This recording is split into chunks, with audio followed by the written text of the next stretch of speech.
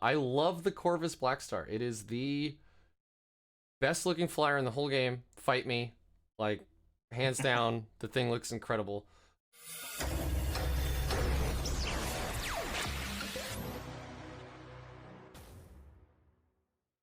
Hello, everybody. Rick here with Noobhammer, and I'm here with Nevin Smith, who plays Deathwatch, and he has a very non-meta, if you will, list that he took to the Motor City GT, or the Motor Mayhem GT.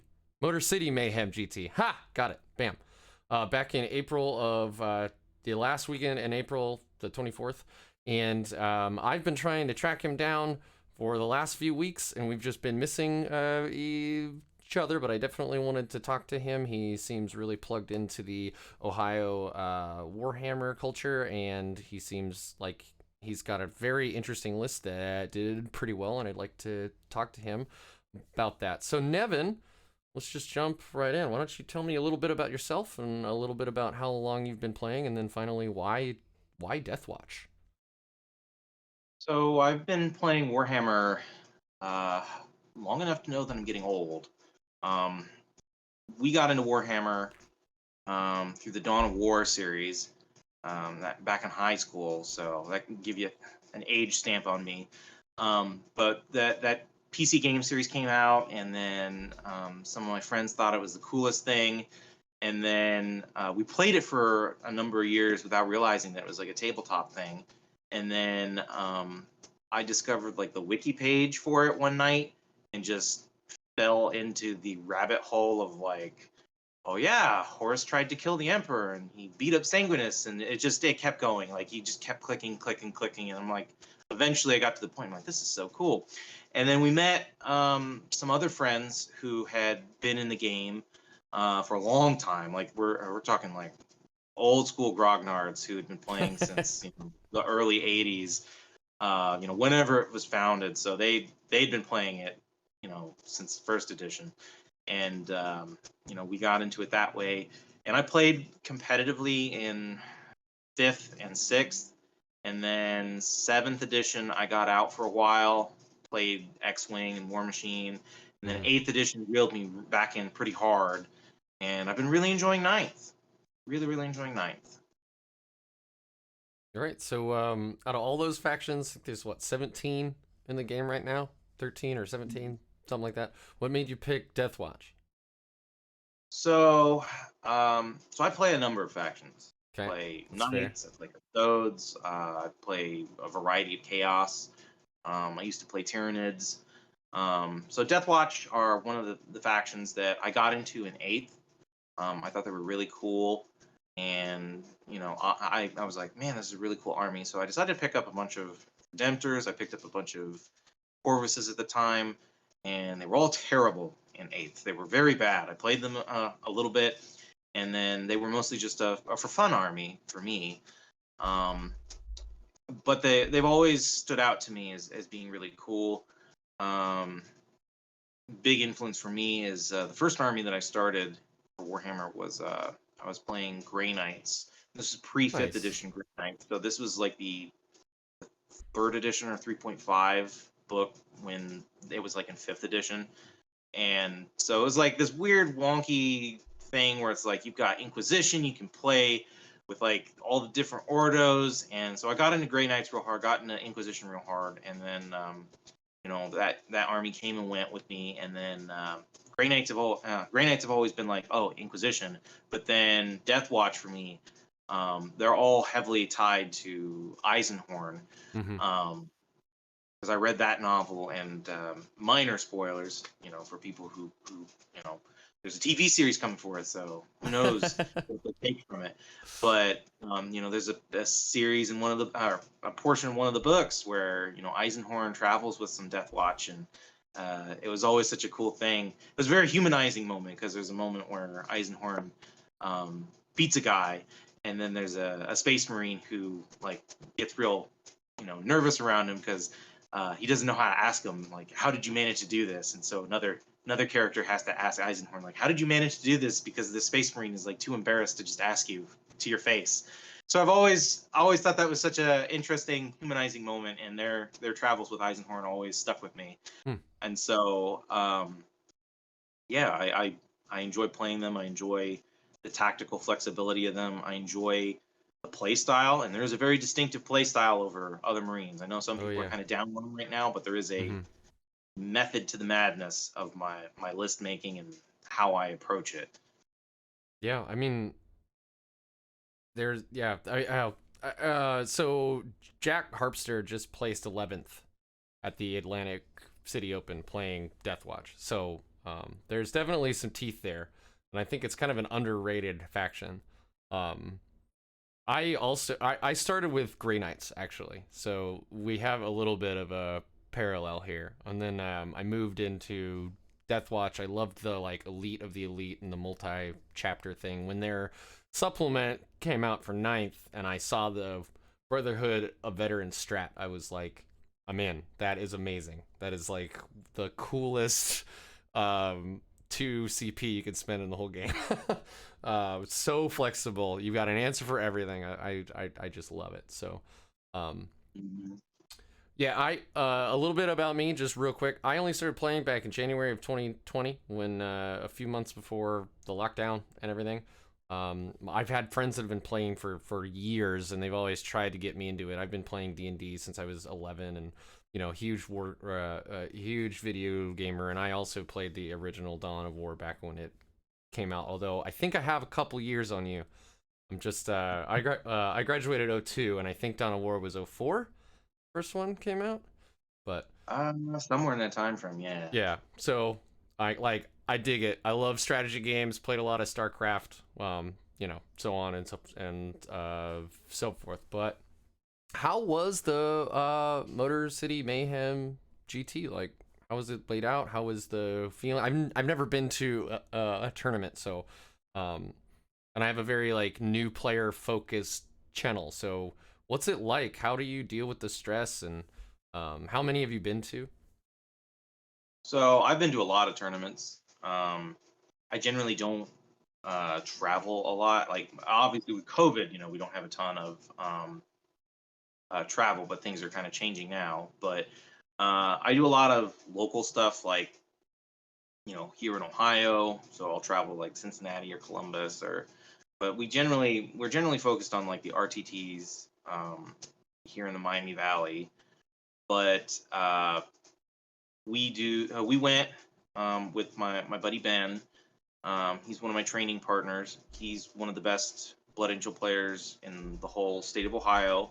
If I remember right, he took best Blood Angels at CincyCag 2019. It was either 2019, 2018. We've got another guy in our group, training group. He also does stuff on Reddit, and he's kind of our number cruncher. His name's Jordan. And I've done some things. I've gone to like Gen Con, taken Best General. So we have some experienced people in our background in terms of what we're doing here in the Miami Valley. We have a decent spread of factions, just within our training group, but also just in at large in our local area. So we were able to come up with ideas about theory crafting and listing, and then play it against each other and perfect it. That's what happened with my list. That's awesome. I kind of just did the plain thing because I was looking for a solution to some issues that were presenting themselves, and I found that it was really good. But we went to Michigan. It was like a 4 or 5 hour drive. And I'm kind of in the mind that, like, if you're gonna go to an event out of state, you probably want to go with some other people. I know it's for sure. It may be for other people, maybe they enjoy the travel, but I kind of feel like it's an adventure to go on, and what better way to go on an adventure than with your friends? And obviously you're meeting new friends there too, so it's positive experience in my opinion. But the travel kind of sucks, being in a car for 4 or 5 hours, especially if you're a person who, gets restless legs or gets car sick or whatever. Yep. I'm not one of those, but, it's not everybody's cup of tea. And so we went up there, and then we got to the hotel. It was at a convention center, kind of. It was built into the hotel, and they had a built-in bar and restaurant there. But we went out to eat basically every night. We were there for 3 days total, but we only needed 2 nights of hotel Right. because Sunday was checkout. Hmm. Um, and so we played 5 rounds of Warhammer. We arrived on a Friday night, and we played Saturday and Sunday. Um, and we had some good food. Surprisingly enough, you wouldn't think it, but there's some good seafood out in Detroit. Who knew? But yeah, so they've got all kinds of nice food up there, and met some nice people. And the way that the hall was laid out is there's just tons and tons of tables. It was a massive, massive hall, and for the most part, yeah, the terrain was amazing on the tables, which is a real credit to the organizer. Met Thomas Ogden. He was the guy in charge there, and they really put on a good show in terms of making sure that the tables were not Planet Bowling Ball. Every table had some type of obscuring on it. And it was pretty evenly divided, so it's not like you were ever just SOL. Right. So that's a real hallmark for them, and having that many tables with that high quality terrain on it, that's a real mark in their favor. And yeah, so my experience with the event itself in terms of my games is it was one of those situations where felt like I was Icarus, like I just flew way too high, because there's a whole thought process of like, you go to an event and you want to win. Everybody likes to win, but like if you're looking to like win, like there's a whole thought process of like the concept of like torpedoing, where you're just looking for middling scores in the first couple rounds, and then you shoot ahead because like the top people smash into each other, and then you jump ahead in the Oh, score I ranking. see. So, That's a whole strategy. But so I was just like, I'm gonna go whole hog, and uh, so round one, I'd I like to, played. if you don't mind, I'd like to unpack that slightly. So again, I've never been to a tournament. So what you're saying is that you try to aim for like middle high scores, like 50s, Well, 60s, and wins, and then so they use a calculation between how many points people have won to put you into the next tables, or so basically, to simplify it a little bit, is so scoring is 1 to 100 right now, sure. right? Yep. And so you've got strength of schedule, other things, but the big thing is kind of like how many points you get in a mission, and then they compare that against whoever won, and then they look at those scores, and then they're like, okay, this person plays this person. Like if you got a full 100, then you're probably going to play somebody with another 100 or a Okay. 99. Yeah. So it Um, is interesting. so Okay. the concept of torpedoing is basically just um, if you're going to lose a round, you're going to want to probably lose in the beginning. And also the idea of like if you're going to have a rough game or a low scoring game, you're going to go for that early, not necessarily saying you're intentionally trying to score low, but in I terms see. of like looking at your positioning in a tournament and like how well you're going to do. If you're aiming to go, I want to go all the way to the tippy top, you need to be looking at, well, if I'm totally 100%, steamrollering in that first or second round, that means that you're going to encounter the very best players at that tournament way quicker. Right. And that, so like with what happened with me is I played that first round, did really, really well. And then second round, it was like, all right, we're going to throw Brad Chester at you. So that happened. Um, and so the first round, I played a guy who was playing Black Templars, and he was playing big foot slogging blobs of like Blade Guard and Assault Terminators, and just that list archetype just does not function against the Deathwatch list that I was playing. We can go into that more depth later, but just Yeah. airplanes, cold stop. Like if you don't have jump packs and you're running big assault oriented blobs, you're gonna have a bad time. Yeah. Because you can't punch an airplane. Right. That is not a thing unless you have fly. Well, yeah. Well, Um, right. Now, my round 2 against Brad Chester was actually on Twitch stream. I'd never cool. played that. Played on a Twitch stream before, so that was an interesting experience. Yeah, I I'd should never watch played that. somebody of Brad Chester's caliber before. So he's definitely a high class player. But after the game, I lost. But that first couple rounds of that game, I threw him on the back foot because it was something like I had like a 20-point victory point lead going into turn 2 or 3. But there was a lot of things that just did not work in my favor in terms of like match disposition, because I was going into that match having never played against the new Drukhari, Yeah. and having never played against Brad Chester. If I remember right, the Drukhari book came out like mere weeks before people submitted lists for that tournament. So yeah, you weren't the only one to get blindsided by the strength of that book. Yeah, I was caught a little bit flat-footed on that, and it's a lot of information to process. And the comment I'm making about like having never played Brad Chester before is also kind of a thing you like. You say you don't play tournaments a lot, but that's also another concept in building yourself up into being effective in a tournament is also knowing who you're playing against. Right. Now, you're going to these things, you're going to meet people that you don't know, but you also are going to encounter people that you do know or you played before. So you're kind of almost making like an itinerary of like what are your go-to moves, or what are the common opening gambits that they do. Like in our training group, like I play with my buddy Ben.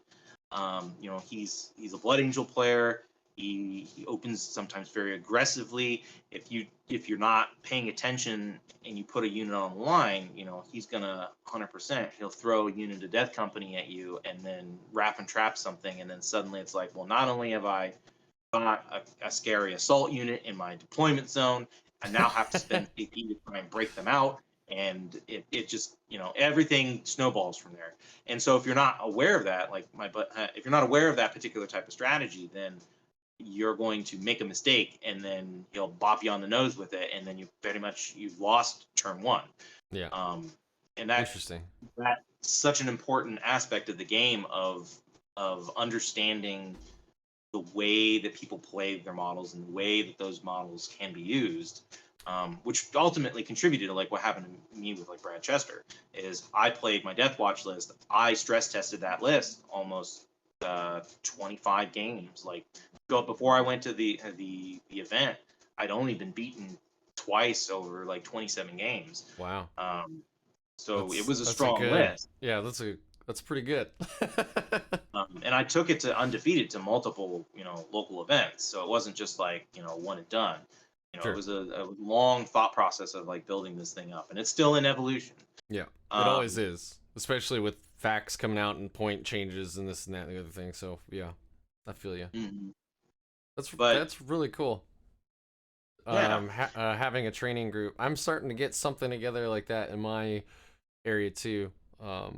So there are a couple players that I play with pretty regularly who have been to tournaments before, and one of them owns 10 armies, like has been playing for a long time.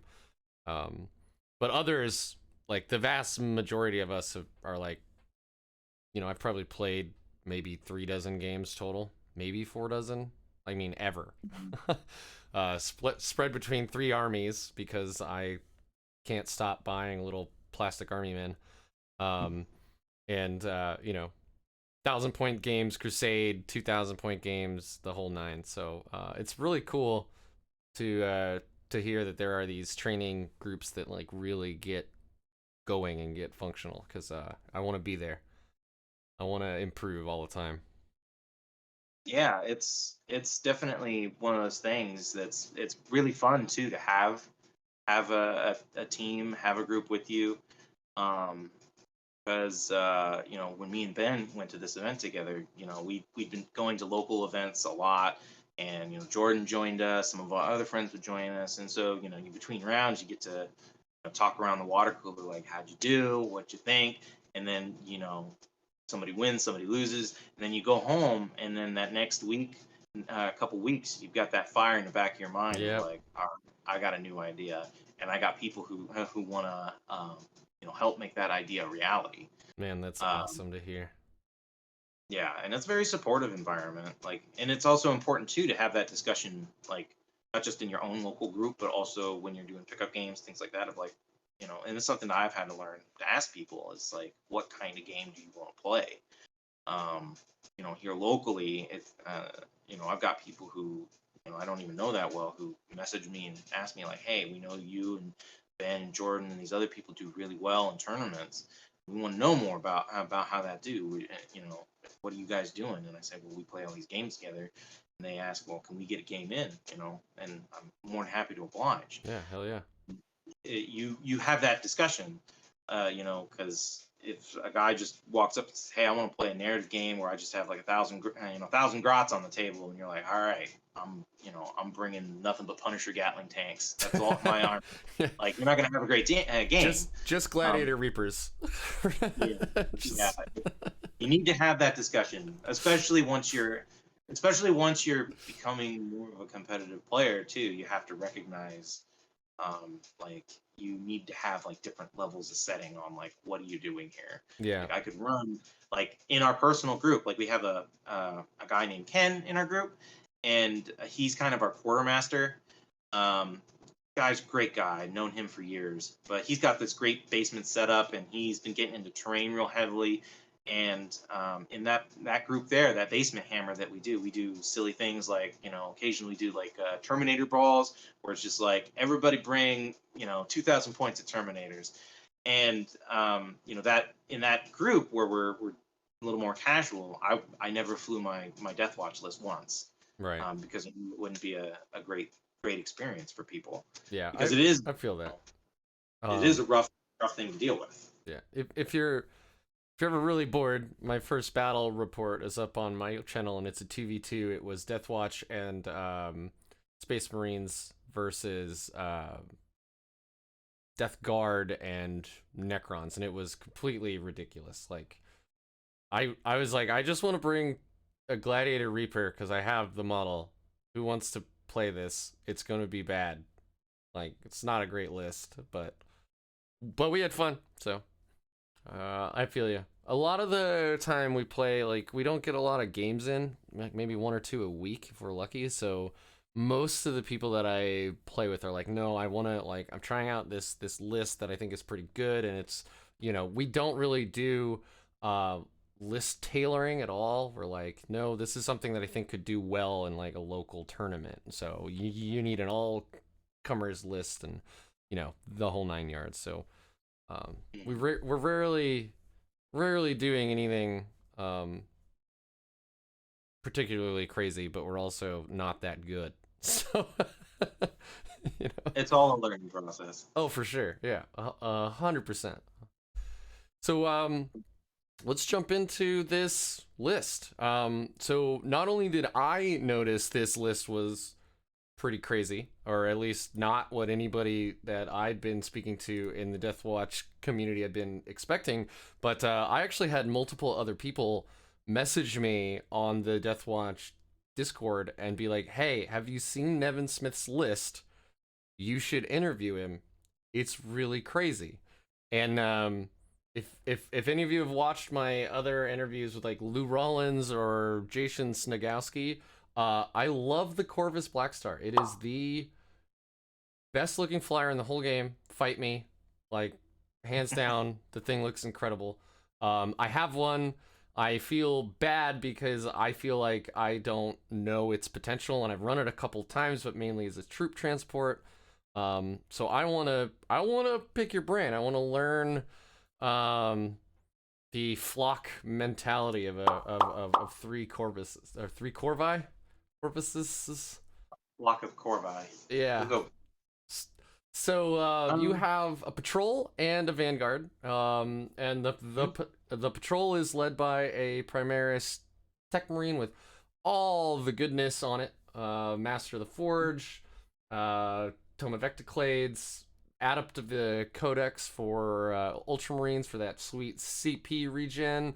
You get the nowhere to hide aura to say, screw your cover. Love it. You've got the 3 Proteus kill teams in there. It looks like so one of them is the bare bones one, like chainsword, bolt guns, so 20 points a model. And then you've got that combi flamer on the sergeant, which I feel is like you had 5 points left over. Yeah. Yeah, okay. I was Yep. like, what's going on there that maybe I don't I don't see, but 5 extra points to go combi flamer. And then I also see that you're running storm bolters, which I know in 8th was like the thing everybody did, because the storm bolters got special issue ammunition at the time, and now they no longer do. Mhm. Coming from Grey Knights, I'm very well aware of the storm bolter profile, and I love them because it's just a hail of fire, as you will know. So 5 storm bolters in that group, chainswords on all of them, and then I also loved when I was learning about Deathwatch the frag cannon, but no one runs them, and yet here you are actually running them. So you have the watch sergeant and a vet with storm bolter storm shield. The storm shield's obviously to tank hits that are going for the frag cannons. How did you feel about the frag cannons? How did that work for you? I love them. I build every single one of them that I get because like I think they're awesome. They're cool looking. So there's a thought process behind this whole list. Like it's more than the sum of its parts.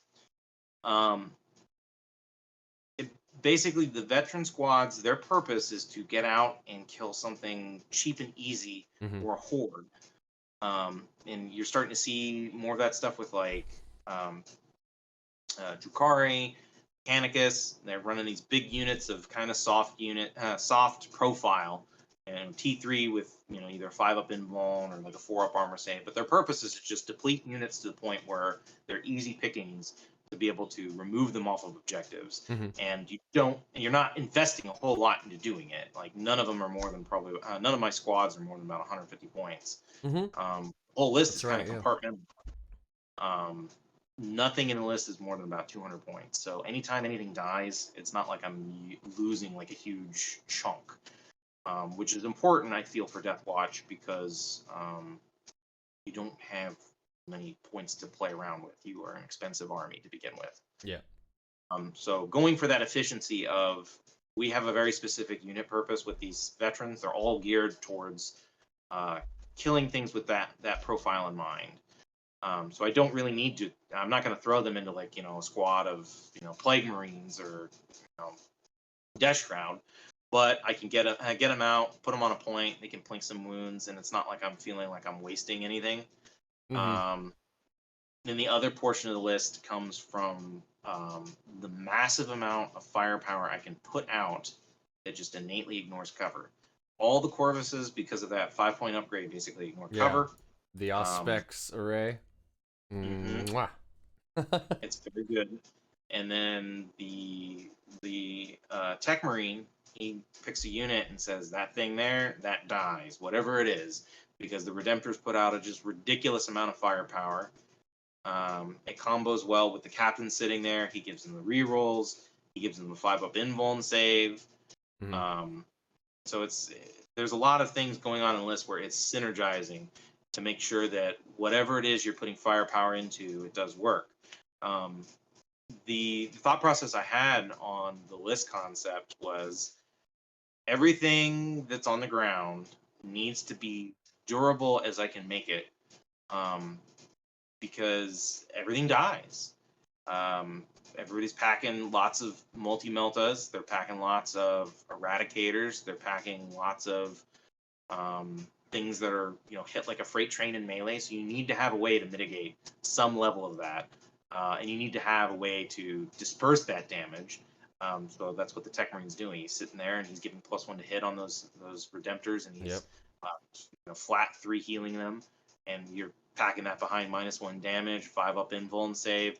Like it takes more than you would think to take them down. Yeah. And then you combo that idea of, well, I have all these dreadnoughts and I have a few support characters with them, and then the rest of the list is I'm packing these soft, vulnerable troop units that I could either invest a ton of points into making them some 400 or 500 point brick Kind of like, you know, if you bring all the eradicators behind the Gravis troops, Yeah. that's an expensive commitment The you're making.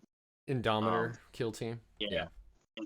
it's dangerous, but at the same time, you also have to recognize like it will die. Like things are so lethal nowadays that it just they will crumple and melee to any number of things. Hmm. I mean, look at the recent Sisters release. Even after the nerf, you know, Repentia are still just horrifyingly powerful, and they will always trade up on you, or you get hit by that, you know, 60-point succubus with all of the fixings, and she, Yeah. even with the nerf, she'll still take a chunk out of the unit and still trade up.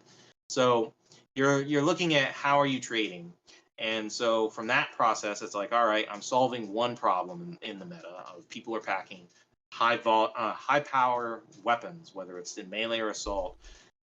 So we have those redemptors that are very, very tough and very tanky. Then we have the planes. The planes have a very good profile. Um, they are 14 wounds, which means that they are not an easy mark to just be shot out of the air. I think they sit in a sweet spot because a lot of the planes that you see for Marines or for Eldar, that kind of thing, where they're lower wound profile, where they have maybe 10 or 11 wounds, that they fall so much easier just because that couple extra wounds is all you need to make sure that you survive getting shot by, you know, a few errant you know, multi-meltas. And that's kind of the trick, is the planes, the thing that keeps them alive most, aside from the wounds, is their speed. Is everything has a set value of range that you know. You know exactly how far an eradicator unit can shoot every Hmm. single time. Um, and you know they take the advance. Okay, they've cut their firepower in half. People pay tons of stratagem points to do something like that to an equivalent unit. So you've already done a net victory if you're forcing him to do an advance. And you can also dictate the stages of the engagement because you know that these planes can get behind terrain. They can get behind those walls that people like to build with, you know, tough infantry bricks or mass swarms where they're just saying, I'm blocking this part of the table off. You can't walk here. And the plane goes, well, that's fine. I fly over you and don't care anymore. And Hmm. now I'm hitting a unit that you thought was safe because you put it behind obscuring. And by the way, I ignore your cover for sitting back there. So you can leverage the planes to basically do things that you normally wouldn't be able to with Marines. Because the only thing I can think of equivalent wise in terms of where you're putting your firepower is something like guard artillery, where you are effectively pointing your weapons at a very particular point on the battlefield and saying, I am completely dominating this particular place. Guard are, you know, hamstrung by the fact that they're ballistic skill 4 and that their vehicles are relatively easy to kill, whereas these Deathwatch Corvuses can just get wherever you need them, and you can pick and choose. If you know that there's a unit on the table that can shoot the planes out of the sky, you can choose to fly over there and kill them because you can deploy effectively out of almost anything's range unless it's pack and las cannons. And even then, you have stratagems that you can play to protect a particular corpus. You want to keep it safe. Or if you want to put them off table, you can spend the CP to try and reserve things. So there's different methodologies. Or, and this is another thing that goes into the tech of Deathwatch, you know the turn that you can inflict the most damage because you, as a Deathwatch player, are saying to yourself, "Well, I have control over these doctrines." So in my mind, I go, you know, most of the time, I can just safely say I'm going to go into Devastator Doctrine and, you know, inflict as much damage as I can. If I have an opponent who's playing too aggressive or has made a mistake, I can capitalize on that. But at the same time, if I'm playing somebody cagey and they're hanging back and it's kind of a situation, it's like, well, I can fly these planes in and lose them to try and trade. I can just fly them off the board. I can just choose to fly them off the board. They can come back in turn 2 and do their business then. Hmm. And I can still get the maximum efficiency I can get out of them with the doctrine control. Um, it won't apply to every army. Like if you're playing against like demons or, you know, Harlequins, like your doctrine control doesn't matter. But you're fighting something like Deathguard or other Marines. You the turn that you choose where your AP goes on your shooting is a big deal because you need to be able to do the damage, because you're not going to be able to effectively trade down. You never, and you're always going to be behind the ball as you start losing things. Mm-hmm. Yeah, I think that's that's a very powerful Deathwatch ability, is to be able to look at the board, look at your opponent, look at your list versus their list, and then decide exactly where you want that extra AP and when you want it on what units. I know that it's a common strategy to just kind of hide turn 1 right now, and that means that a lot of Space Marines are losing their Devastator doctrine straight away. And then all the play happens turn 2, and then turn 3 you can usually just talk about how the game's gonna go from there. After those wombo combos from turn 2 and 3. So yeah, being able to save Devastator till 2 is incredible. I really think that it's undervalued for this army. Mm-hmm. So the other part of your list is a Vanguard detachment with a captain in it with the Dominus Agents, a Xenophage Blade, which is a cool choice. Then you have 5 Dreadnoughts, 3 Redemptors, a Venerable, and then an Ironclad. And then you have, of course, the 3 Flyers, 2 in the Vanguard, and then 1 back in your patrol. All 3 of the Corvuses are out, fitted the exact same way with the assault cannons, the Hurricane Bolter, the Auspex array, and the Storm Strike missiles. Nope. They're different. I've got one with the twin lads. I've got one with the twin lads, and I've got one that has the assault cannons but has the anti-tank missiles. I've mixed up their profiles specifically to have some level of redundancy in the weapons that I'm packing. Because even the anti-tank one, you slap a Hurricane Bolter on it, and it's still an effective anti-infantry platform. Yeah. I'm wondering if you're rocking a newer version, because at least the one I pulled off of Best Coast Pairings everything has the twin assault cannons. There's one of them with the Blackstar rockets instead of the Storm Strike missiles, but 2 of them have the Storm Strike missiles. So I don't know if you rock something different. The missiles versus rockets, if I remember right, don't cost anything to switch between. So it's not like you got some free points by using one over the other on the table. But very cool list. Like I said, love the Corvus, and it's really cool to see them used as a gunship. You never put anything in it, right? Probably almost never. No, I pack them with Marines every single time. Oh, okay.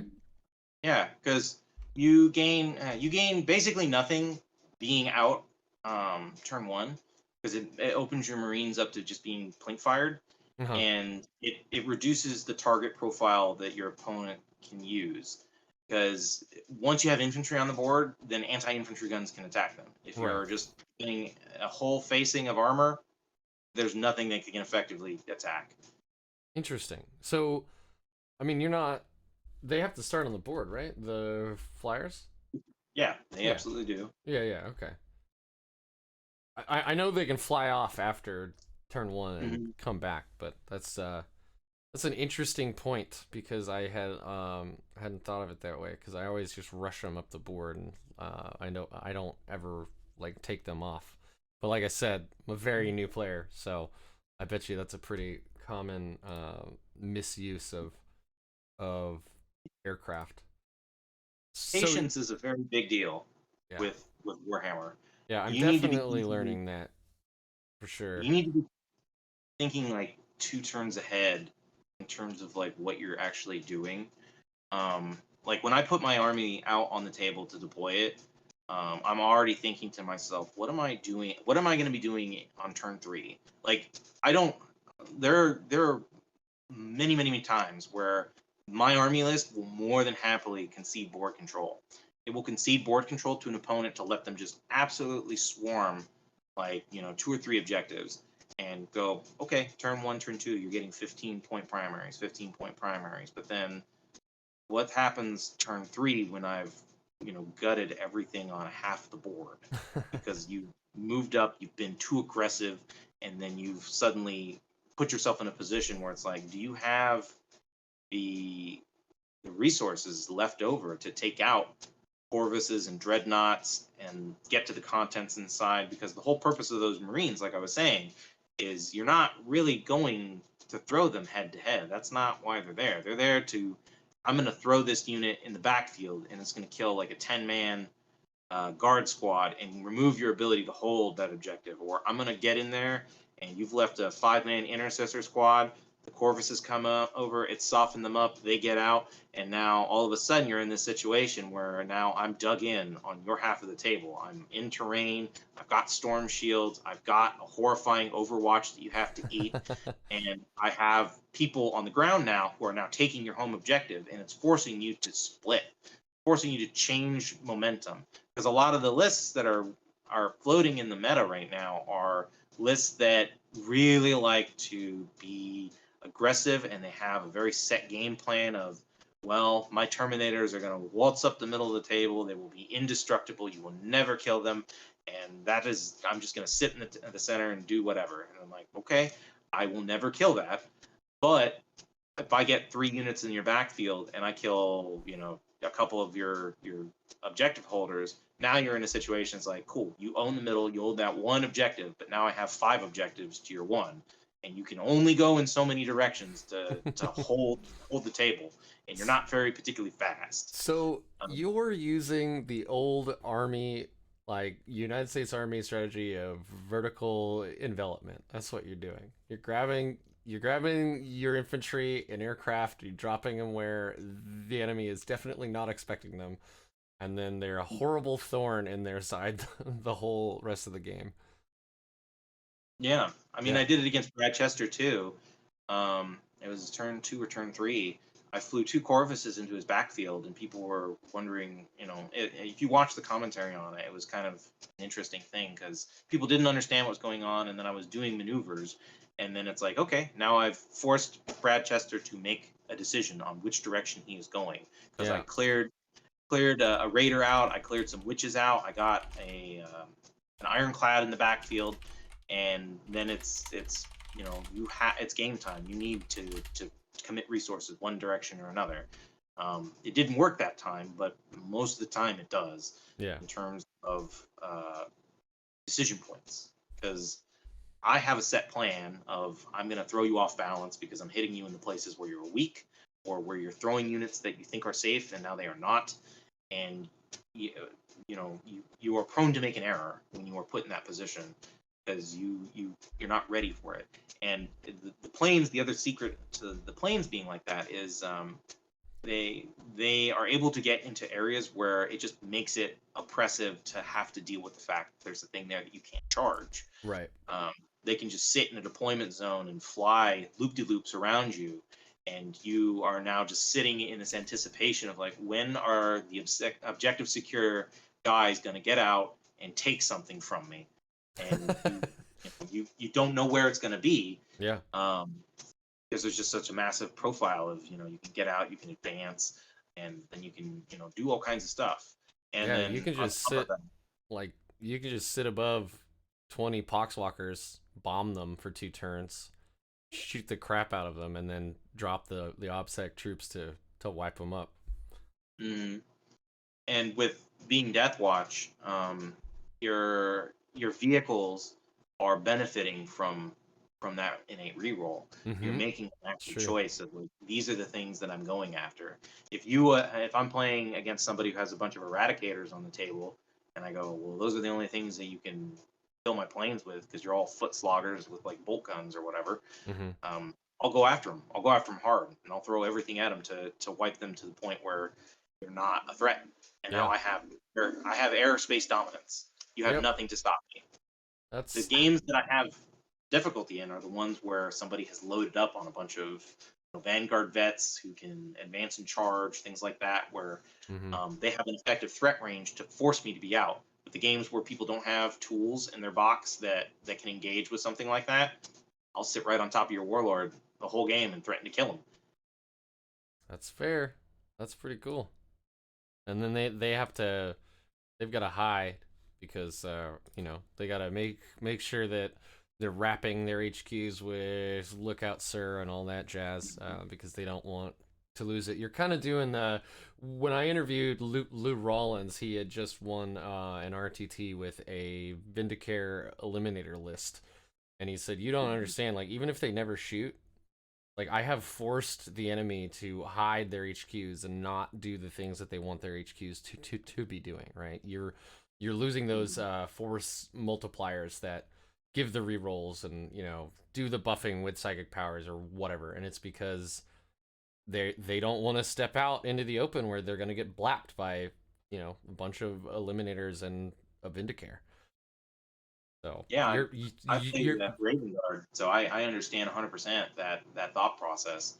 I've been experimenting a little bit with the Phobos captain again, with all these squishy characters out there. Yep. And you can throw that +1 damage, and you can throw that Corvidari bolt, so he can shoot out of line of sight, and he's 4 flat damage, and he gets +1 hit, +1 wound against your characters. He'll kill like 3 or 4, or even 5 in a game if you're not careful. Yep, that's what Lou was saying too. Is that he had been experimenting with a Phobos captain, doing all of that stuff, but then he also brought 2 company veterans along, so he's targetable in return by the bodyguard rule, and I thought that was hilarious.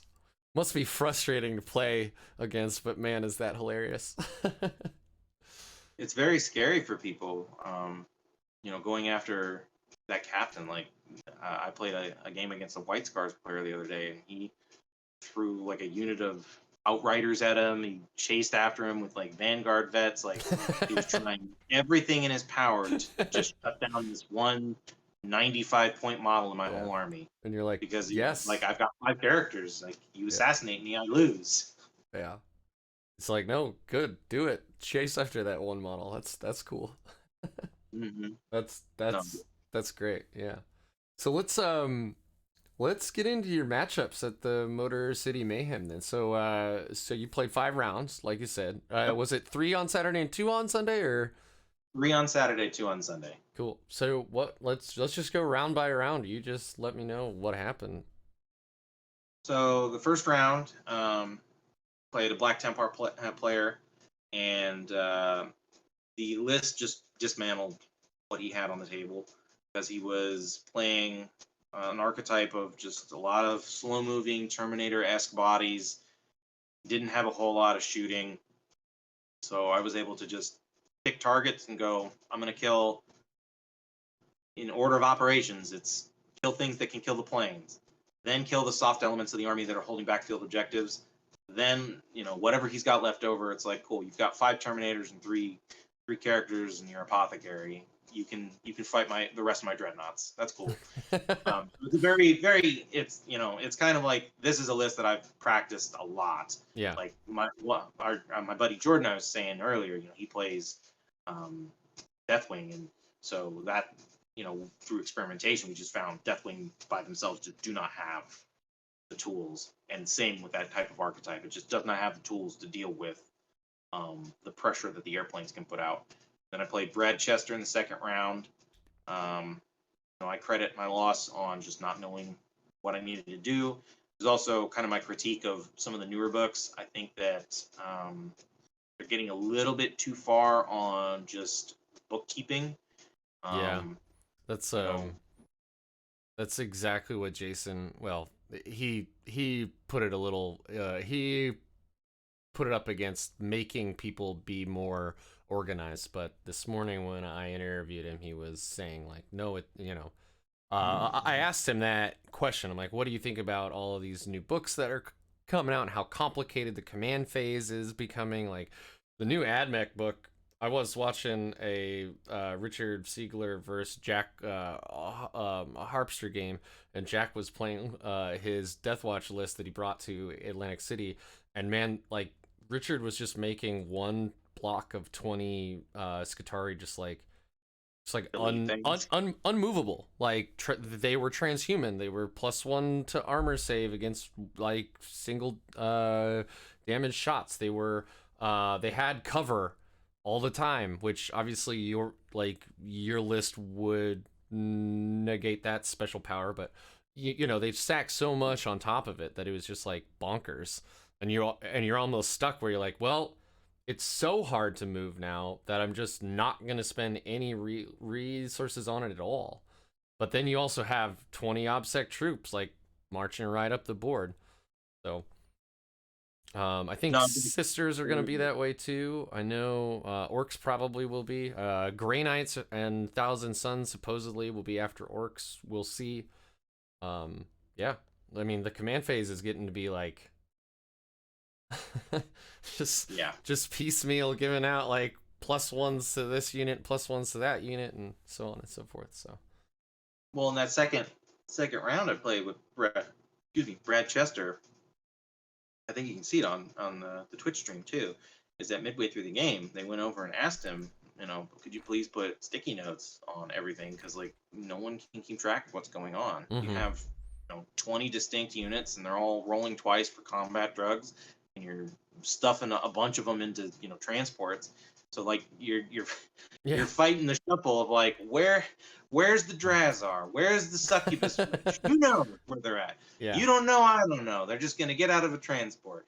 But that's kind of the problem too. It's like you're already asking a lot of people to learn new mechanics and new things, but then you're just stacking extra stuff on top of that of every game. This is different. Like even for the pilot of the list, like yeah, that means that Brad Chester is like effectively having to keep track of like 40 different combat drugs every single round. When you count for every single unit, yeah, it's a lot. Yeah, and then yeah, and then doesn't Blackheart like start at a different level of combat drugs than every other cabal, and then you usually don't just like bring one Blackheart battalion. You've got like one patrol of Blackheart, one patrol of like Dark Technomancer, and then and it just gets even more bonkers. I mean, I had a problem when I started playing. Like I 3D printed little reminder tokens for Grey Knights, because I would be like, all right, they have armored resilience and they have ethereal manipulation, and because it was impossible for me to keep track of the 8 special psychic powers that Grey Knights have. I can't imagine if it's every single unit gets some kind of effectively effective buff, and then who's in what transport and all that. Yeah, I can't imagine that that's like super easy to just get down real fast. Yeah, no, that was kind of sticker shock for me, where start of the game, Brad Chester explains his list, and then he's just like, all right, here's my 5 minutes of just rolling for all these units and trying to write things down. And then I don't know, I feel that it's a little bit too complicated. Like I think they're testing the limits of some of the mechanics they put in place for 9th edition. Yeah, and that makes sense. It feels to me like what they really need to do is at some point probably take stock and do like a 9.5, probably in the next year or so, of cleaning up some of the things, redefining their keyword system, make it a little bit more streamlined. Like with the Mechanicus book, I'm not a big fan of how they gave certain units keywords to allow them to benefit from auras and certain not, but then it's not intuitive by any means. It's just, here's this Skitarii, here are these, but then some of these are core and some of these are not. So you're constantly going back and forth of like, well, which faction within this book is this unit actually pulling from, and what buffs are actually being able to stack on it? Because a lot of the things I saw with like the new Mechanics book that people got excited about, combo A, and then they looked it up and they're like, oh, actually this unit doesn't benefit from this because of this reason. Yeah. And I 100% guaranteed casual players, they are going to get caught up because they're like, oh, I didn't realize that didn't work that way, because you would assume that unit would just benefit. So it's looking at it not just from the lens of competitive playing, where I'm talking about like Brad Chester and that, but also just casual pickup game. Like you can't realistically expect like somebody you don't know to know every little detail, intricate detail of everything going on. And that's kind of a gotcha kind of hammer, where somebody plays something accidentally and then afterwards you might feel bad about it because you're like, oh, well, that really changed the course of the game. Yeah. I mean, at least I've generally found that for me, like when I make a mistake, I'm accidentally making the game harder on myself rather than generally speaking, accidentally making the game easier. But you're Mhm. right. Like I'm still mainly playing 8th edition armies, so the it's a lot less complicated keeping track of that stuff. And I've got a system for my Grey Knights psychic powers, so um, you know, and they're obvious to my opponent too. Like I put down little tokens that actually say like armored resilience or whatever on it, because otherwise I'm too scatterbrained to be able to keep track of myself. Mhm. No, I'm with you there.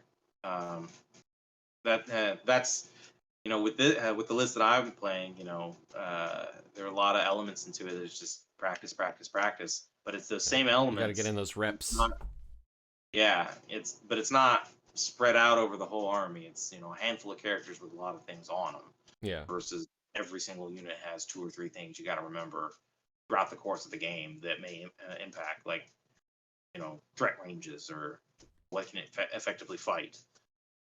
But so I lost to Brad Chester round two, Mm-hmm. and so we went in round three, and I was kind of down on myself having lost. So I played a guy who was playing a Mortarian list, and basically, long story short, he got in with a Terrax drill, and Mortarian did a bunch of damage, and then we got to like round three or round four, and I was like, oh, okay, we can math this out. And then we mathed it out, and then after the fact, I realized I had done goofed, um, and I could have gotten more points than I realized, so I should have just played it out. But that's kind of one of Oops. those things where you realize, after the fact, like, oh, well, always double check your math, and always, if you can, play it out. Um, so we did that. We wrapped that up, and then went to Who dinner. who was that against? Or well, I mean, obviously Deathguard. Never mind. Do you remember how I just said I'm scatterbrained? There you go. So Deathguard. Derp. Right, All I right. got you. So where'd you go to dinner? How'd We you unwind? we went to a fish and chips place. Hmm. They had some really good fried shrimp, fried fish. There's a lot of fried food. Like, yeah, can't ask for more than that. It was really really good. And then we kind of wound the night down, went to bed, and then got up the next day. Um, my buddy Ben, he lost in the first round, so he was kind of like, all right, I'm just gonna hit up the bar Oh because wow. they had Okay. a cash bar in the area. So if you knew you were doing poorly, you at least could take a consolation prize. Sure. So, but that was kind of me after round three, and then the next day shows you how fuzzy I am. I don't even remember my round four, to be perfectly honest. Just a complete void. Yeah. But I did end up winning it. Oh, I'm reminded now. I played Necrons. I Hmm. played a guy who played Necrons. He had a Satan shard, and he was playing an interesting list that was Relentless Expansionist, I believe is the trait, which is Yeah. everything is OPSEC. Mm-hmm. And he had like a billion scarab swarms. So it just came down to some silliness where I just had to keep killing things to prevent them from taking stuff from me. And those little 5-man units of troops became real critical in holding things that particular game, because I needed to get them over to places, and if he even had one thing left, he'd still be able to hold an objective. So I needed to be able Yeah. to take things away from him, because he's throwing a bunch of stuff at the dreadnoughts to try and hold it. But I went first in that game, so I was able to hammer down the couple of long range elements that he had that could really hurt me. He had Doomsday Arcs, and Hmm. um, Wow. he just kind of, Pretty hit solid. his character. Yeah. Huh? Oh, I'm just trying to think about how I would deal with that list. So you got a Catan. I don't know which one. Probably the melee one that I can't remember the name of now. I think it was Nightbringer. Yeah, Am I wrong? that's the melee one. And then he's got a Doomsday Arc, at least one, or was there more than one? Sounds like there was at least one, obviously. There's at least Um, one. There could have been Yeah. two. They were deployed on a flank together near like a cryptek of some kind, and I Mhm. basically killed everything around the cryptek, killed the cryptek, and killed the vehicles. So it was kind of a rough go for him because he lost like 600 points right off the bat. Ooh. On But turn then, one? yeah. Ooh, Well, this lit. baby. So, well, here's the thing Ooh. though, is if you deploy multiples of a thing and you deploy them in range of the dreadnoughts, Oh, I yeah. can throw Tome of Ectoclades on you. So I'm getting full rerolls to wound. Mm-hmm. I'm rerolling ones to hit with the captain. One of the dreadnoughts is ballistic skill 2. I could conceivably spend 2 CP to turn another dreadnought into another chapter to either give pluses to hit or bonuses to wound, things like that. So you have a lot of tricks where you can just direct firepower and go, there's a thing on this board I want removed. It will be removed by these dreadnoughts if you put it in range of them. Yeah. Which is effectively what happened. Just, full rerolls to wound with all the Gatlings because it's like 40 strength 5 shots that are rerolling ones and full rerolls to wound at AP2. Like, you're going to put damage, and then you have the other Redemptor with the plasma cannon, which is flat 3 damage at strength 9. You're going to chunk things to death. Yeah. That's not even including planes. Yeah. That's awesome. Because it's a very high volume of firepower in that list. So, did you use overkill on him at all? I guess scarabs have a pretty low chance of actually coming back, but if you kill enough scarabs in one go, they're gonna bring back a base or two. As I recall, there was a critical play of the game where he had some warriors that he used the deep strike orb on. Yes. They came over onto my side and they blasted a dreadnought. And then I hit them back really, really hard. And it was critical because he was using, I believe he was using the ability to give them additional pluses to their reanimate. Mm-hmm. Either from the cryptek or another character that was near him. But without that, he'd have been able to resurrect and get himself onto a point. And because I used that play against him, he wasn't able to get as much distance as he needed to actually be able to do it. Love which it. is massive. Hell yeah. That's rad. I feel like, I mean, I've only played against Tau once and not even as Deathwatch, so I'm not particularly aware of how good the anti-Tau marker light removal strat is, because it's after the unit is fired at by the first unit anyway, and it's just no other units get the marker lights if they're firing at the same unit. It's a tech pick because basically what you're waiting for is for somebody to go, oh, okay, I hit you once with a marker light, and then I'm going to spend the strat to get like D3 more on you, and then they're like, oh yes, I've got like 4 or 5 marker lights on you, and then you're like, well, actually, in the order of operations, you have no marker lights because I spent this strat. Yeah. That's the real time to use it, in my opinion. Yeah. Otherwise, it's kind of like you're throwing CP to the wind. Sure. And then there's the anti-Tyranids one, which also seems super, like it's only against Synapse units. Mm-hmm. So I'm not really sure how good that one is either. But then again, I haven't played a whole lot of NIDs with my Deathwatch either.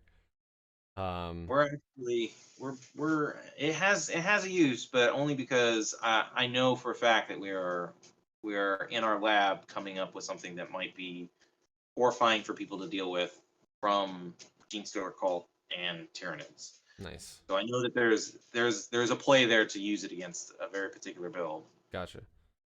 And then there's the Aldari one, which is actually pretty legit. Like, yeah, +1 to hit you, I'm into it. Or I'm sorry, ignore all ballistic skill modifiers, which is even better. Yes. Yeah. So anyway, we got a little off tangent. How was round 4 then? Or I'm sorry, round 5. We just finished round 4. Round 5, I played against a guy from Brohammer, and he said that he hadn't played a ton of 9th, and he was running a Salamanders list, and he was I think he was a little bit behind in terms of like FAQs, things like that. So I was like, I'm gonna take the time to like help you on this because it's the last round of the day. I'm tired. You're tired. None of us are like, gonna be a podium placer. So I'm just gonna try and help you like with your gameplay. And so we talked some stuff, and I he was making moves, and I was letting him go back on things because he was making mistakes like he's running a unit into a building, but then he was keeping the unit within like an inch of the wall, so I could walk a dreadnought up and just punch him right through the wall with a charge.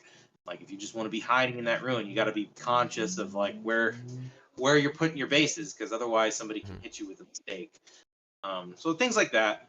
So he's a cool guy, and I ended up beating him because the archetype that he was running with all the multi-meltas and things like that, that was stuff that I was prepared for because I practiced against that with the list and how it functions against that. Going back to my earlier comments about just knowing threat ranges with a plane, if somebody puts something on the board, they can only move 6 inches or whatever, or if they're coming off a reserve, that you can position yourself in such a way that they'll never get their half range and they'll always be out of range to do the best things that they can do. Or if they have to come in from that angle, they're going to do it away from character support. So you can do things to force people to play their hand in a way that makes them ineffective or not as effective as they can be. Yeah. Because once you're in the territory of like, well, you've had to waste 2 or 3 of your premier anti-tank units to down one thing in my army, the next turn I'm going to turn around and bop it on the nose and remove your ability to do it ever again. Boop. So there was a variant of the list that I was running for a while where I was actually running a Land Raider, believe it or not. Ooh. Land Raider Crusader. And there were different permutations that happened with it, but the thing that I was doing with it is I was it was T8 vehicle, ton of wounds, great armor save, and then I was running a librarian behind it. He was casting the Psychic Fortress, not Fortress. Yep. And so I was getting a similar effect to what I was doing with the captain. Only what I could do is, if I want to be real gaming against people, I could flip like turn 1. If it's like it does me no good to fly far away, I could fly in my deployment zone and get into angles where everything in my army is within 6 inches of this one librarian. Then he turns his power on, and it's like, okay, you have your pick of whatever it is you want to shoot. But everything in the army is either -1 to hit, or has a 5-up invuln save, or it's T8. Like, just you have all these defensive buffs on your vehicles, and nobody can touch any of the soft elements inside of them. That actually sounds like a lot of fun because like I've got 2 Gladiator Reapers because I just love that model. It's so cool. And I've never put them both on the board at the same time. And only once have I put one on there just because it was that joke game with the 2v2. I would love to be able to run more like vehicle lists because I just, what is it, 36 shots or something? I don't know. Like most of those are over half of those are strength 6. Like it's fun.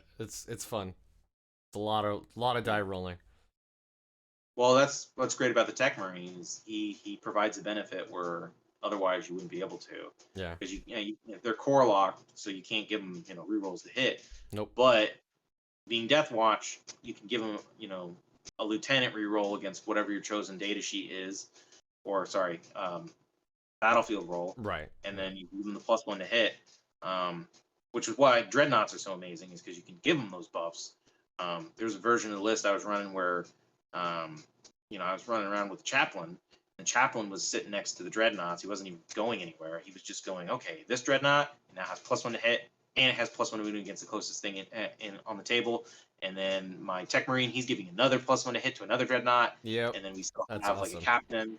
Like so, and then you spend the CP for the lieutenant rerolls off of dreadnought. So then it's just so much high ballistic skill, rerolling shots, and you can buzzsaw a lot of objectives, which is another key component of like the thought process on like the list.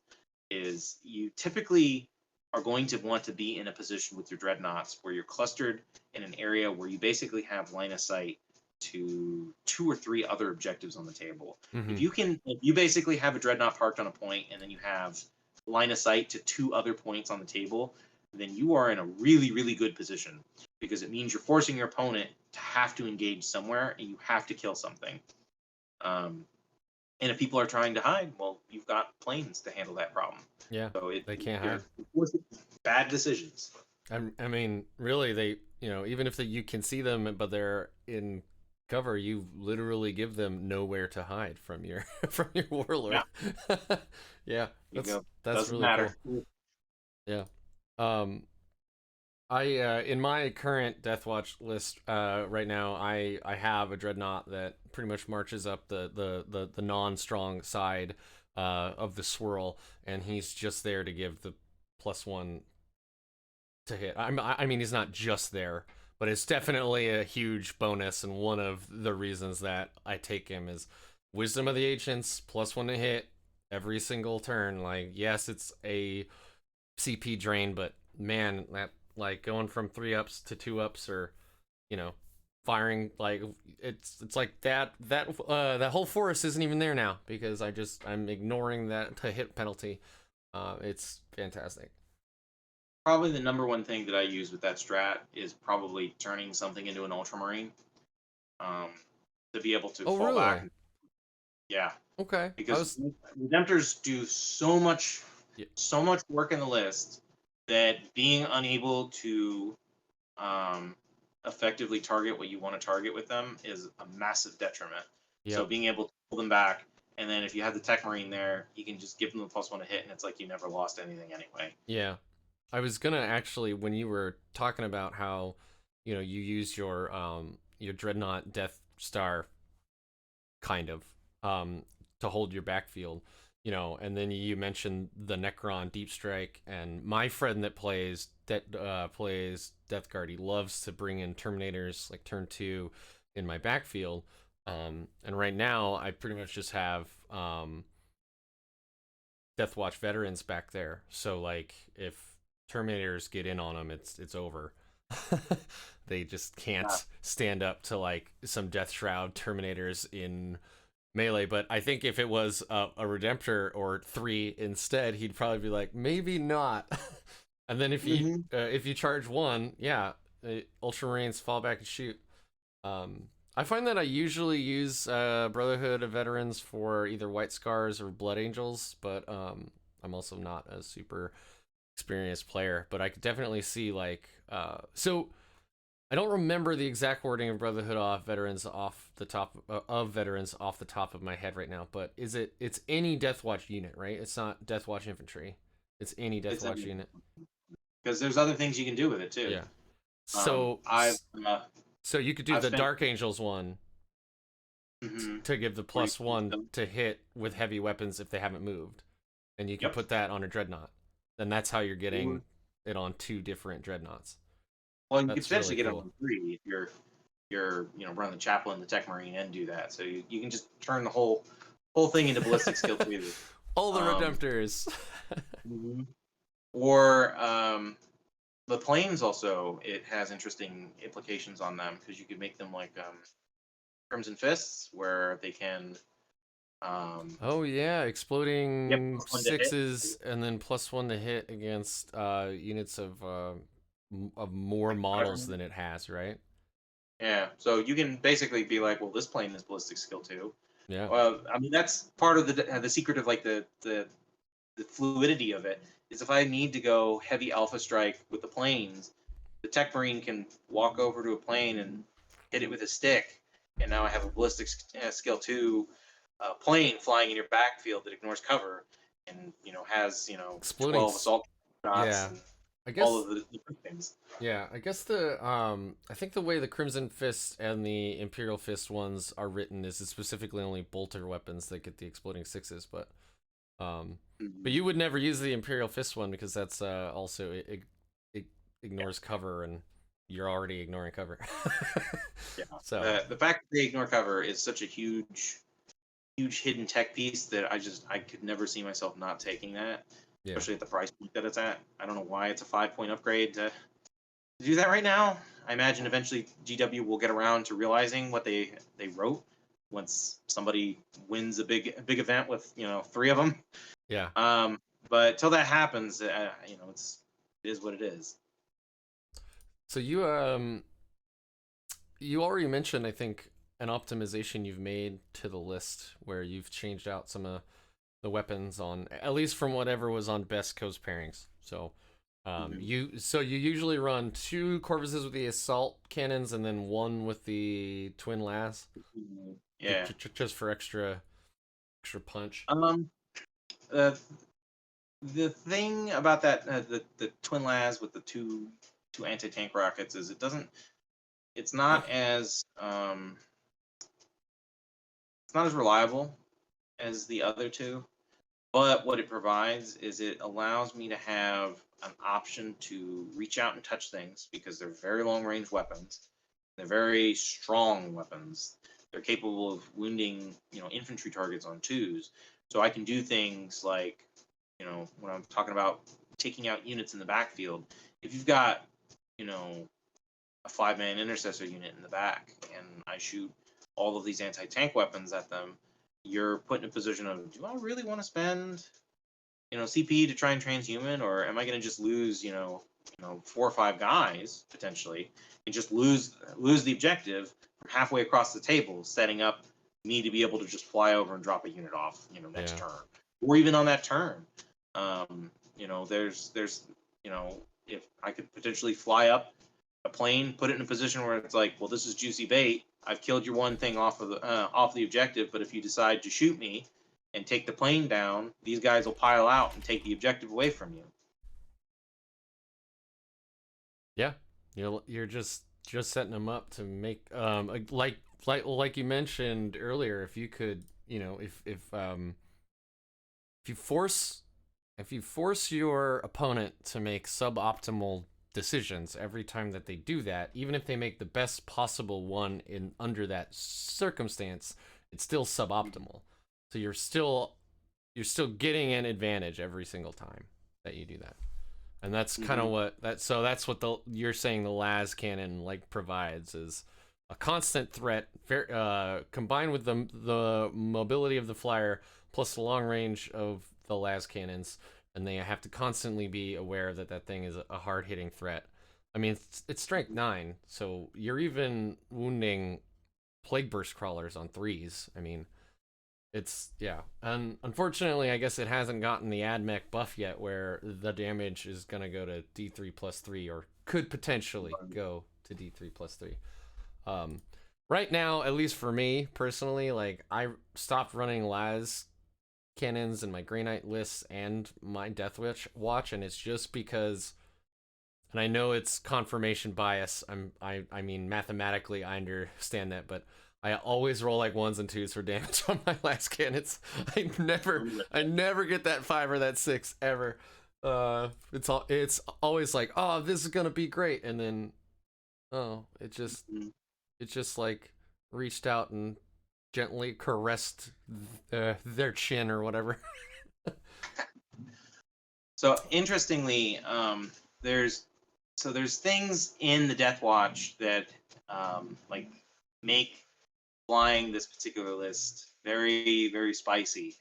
In terms of taking secondaries, things like that. Mm-hmm. Because I have 3 flyers, it's very easy for me to accomplish engage on all fronts. Yeah, I was actually gonna ask you about the secondaries and how engage is one of the few that actually allows aircraft to do it. And so I mean, you're on all 3. You're on all table quarters turn 1 if you want. You're pretty much guaranteed 15 as long as those flyers stay alive. That makes it I mean, engage is already an auto pick pretty much for most everyone anyway, just because as Jason Snagowski told me in our first interview, he's it gives you points for playing the game anyway. You need to be taking objectives in the first place, and those objectives are all over the board, so why wouldn't you also get a trickle of points for doing what you have to do in the first place? Of course, everybody takes engage. You have to get on primary points. You have to. So, and for you with your list with all these flyers, it's just it's not even a trickle. It's a fire hose of points, effectively. That are nearly guaranteed. Yeah, and on top of that, you have the Deathwatch specific secondaries of Kill Order and Yeah, call order, yeah.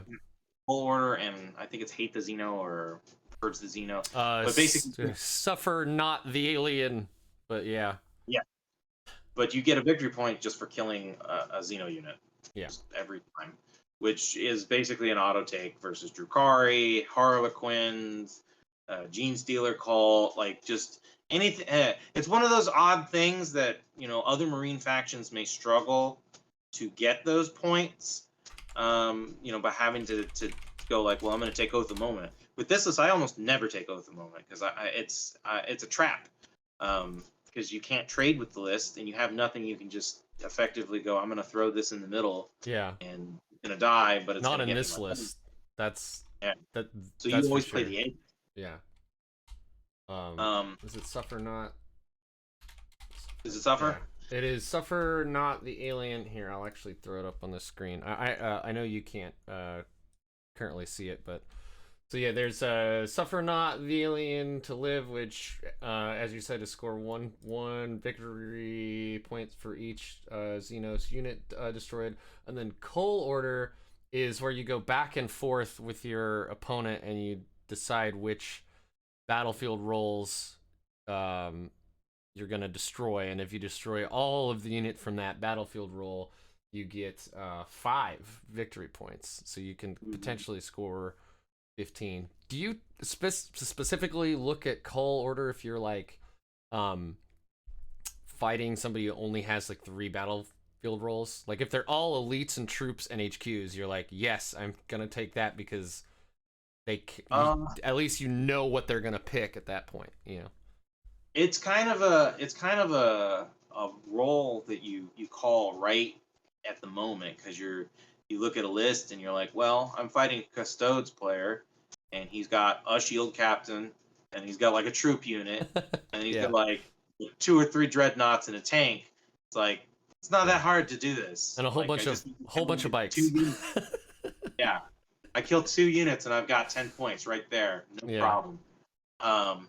So it's something that I noticed was actually particularly good against Marine lists because what people were doing is they were stacking really heavily into their elite slots. Yep. So you've got all these, Terminators and Blade Guard and Vanguard vets, and then they're like, well, and then I brought 1 Eradicator, and I brought an Outrider squad, and then I have like 2 HQs. So I'm like, okay, well, I'll let you pick probably your best thing, and I'll pick something that's terrible for you, and then you have one other terrible pick. It's probably going to be HQ or something else. Fast attack or something, and you're like, great, 5 points if I kill those 3 Outriders. Yep. Yeah. And then it makes them not play it. Yeah, that's an excellent point. You've already won a portion of word control just by forcing your opponent to go, well, I can't throw away the thing that I was going to throw away because it's my one unit that I was going to break your lines with because it was my big Vanguard squad or whatever. Yeah. And it punishes people too because if they decide to go like while we stand and what those while we stands are, then the game becomes, well, we're not playing hold the ground game anymore, which is something that Deathwatch are notoriously bad at, and this list is actually kind of bad at. It needs to play the patient game of forcing you to overextend. Now it's, well, if you play the game that you're wanting to play of hold the objectives, it gives me the gameplay of I just need to kill you to rack up secondaries. Yeah. So, and then you get into a position where it's like, okay, well, we're on turn 4. You have 3 units left. You can't physically complete deploy scramblers. You can't physically complete engage on all fronts. Too far spread out. And then I just I'll waltz a couple units over, and now okay, last 2 turns of the game, guaranteed 15 primary. And if I've just been doing my job of getting 5 or 10 the first couple rounds, then it doesn't really make a difference whether or not they went full hog on the 15 primary round 1, round 2, and they're sitting there scratching their head like, why aren't you engaging me here? Why aren't you doing this, that, and the other thing? It's like, I'm letting you do that. I'm letting you do that because you're overextending your lines because you're putting yourself in a position where I can hurt you. That's awesome. So I mean, you've definitely built this thing. Like, lots of people build their list to complete certain secondaries, like you were saying. Go ahead and find me a high level Dark Angels player that isn't doing While We Stand. Like, they have extremely tanky, extremely expensive units that make that very easy. And as in their mind, it's passive, right? They're gonna get it. So, have you thought, or is there any other thing that you want to sorry, backing up slightly. Other than engage on all fronts, which is obviously an auto pick for most people anyway, and definitely for you. What other? I mean, you've got Coal Order or Suffer Not. What's your third pick? Like, do you have two that you almost always go for, and then you have the one that you're like, oh, they have a lot of vehicles, so I'll do Bring Them Down or Grind Them Down, or whichever it's called, or.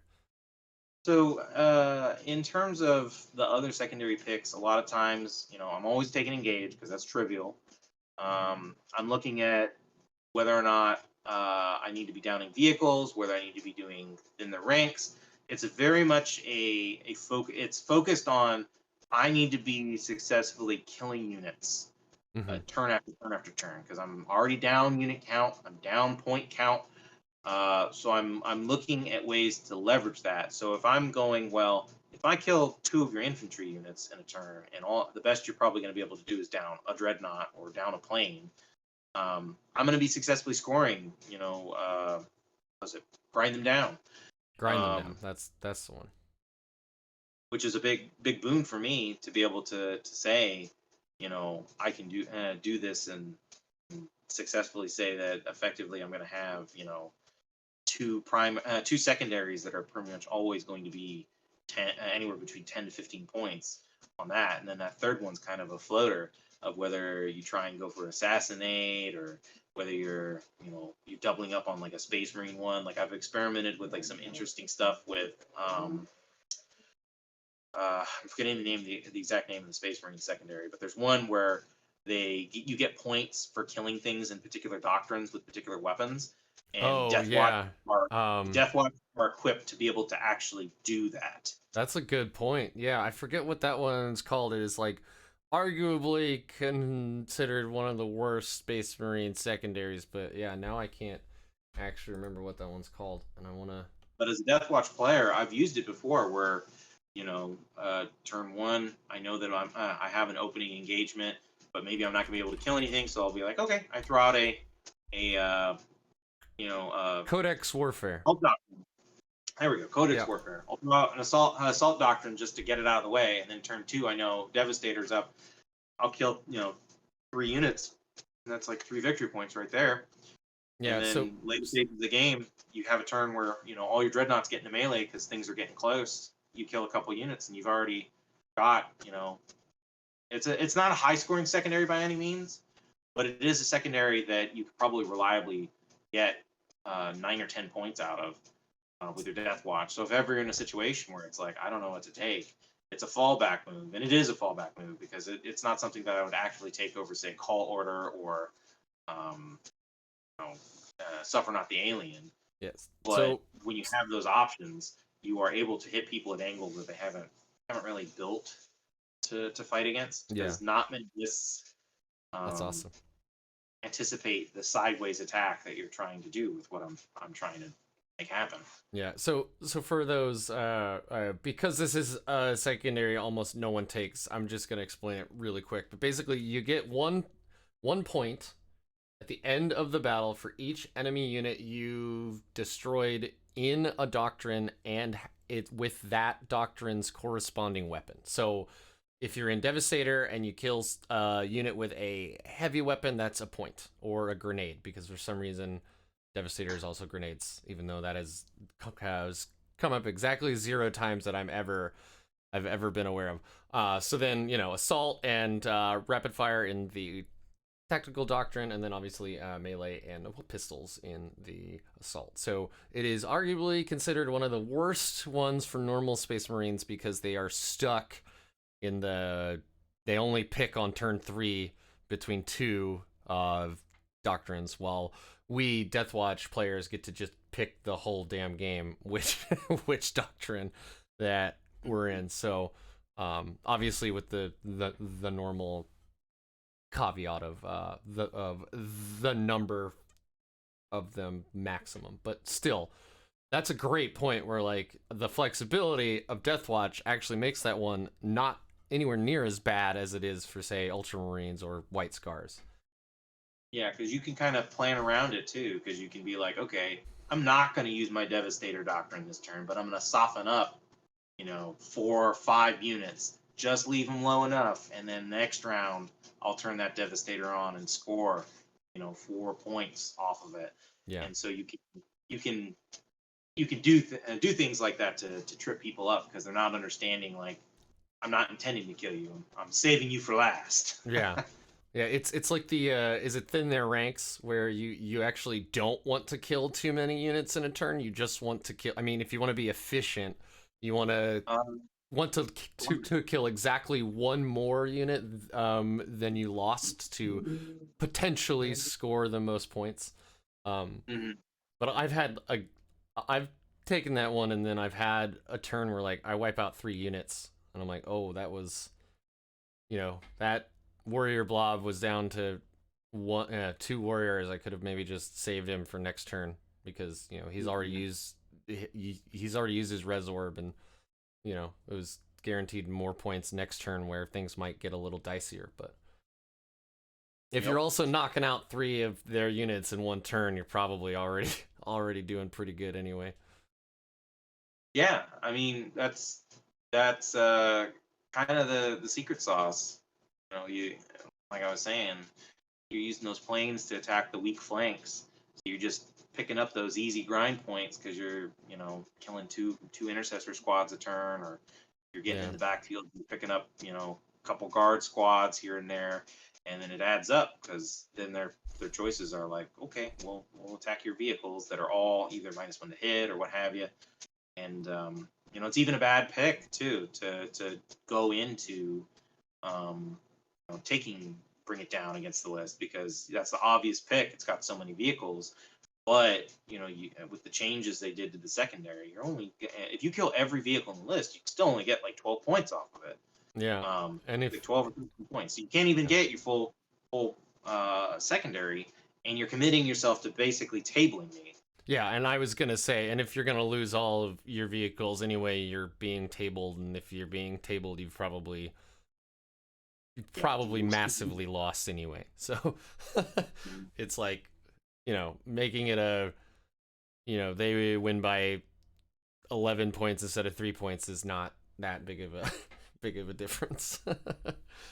The list has only been tabled twice. Once against Brad Chester, and then the other time that I got tabled was my buddy Jordan. He kind of went headhunting for me. He got sick and tired of me blasting him, so he brought his Harlequins out and he just stacked all of the Haywire guns. I was gonna say, yeah, every Haywire gun he could slap on his Harlequin bikes, and he went headhunting for me, and that was an interesting loss because he ran into me at a tournament. Like I'd beaten him in every single. Oh wow! Beaten him in every single practice matchup that we had done. And then we played in an RTT, and the dice gods were smiling on his Haywire that day. And like the opening turn, he got first turn, he boosted up with his Haywire bikes, and then it was something like, I want to say it was close to 30 to 35 mortal wounds just turn 1. Like, well, I don't have any dreadnoughts or planes anymore. Well, we'll see what we can do. You're like, he's probably just got a big old banana grin on his face the whole time, like, oh yeah, no, I got you. Like, I can beat your Harlequins up 6 times in a row, but when we're in the actual event, you got my number. Yeah, I thought you were gonna say that it was like, within your training group, where it's like, no, please make a list that is like, is anti my list. Can't remember the term now. What's the term everyone uses? list Oh, list tailoring, like tailor a list against mine.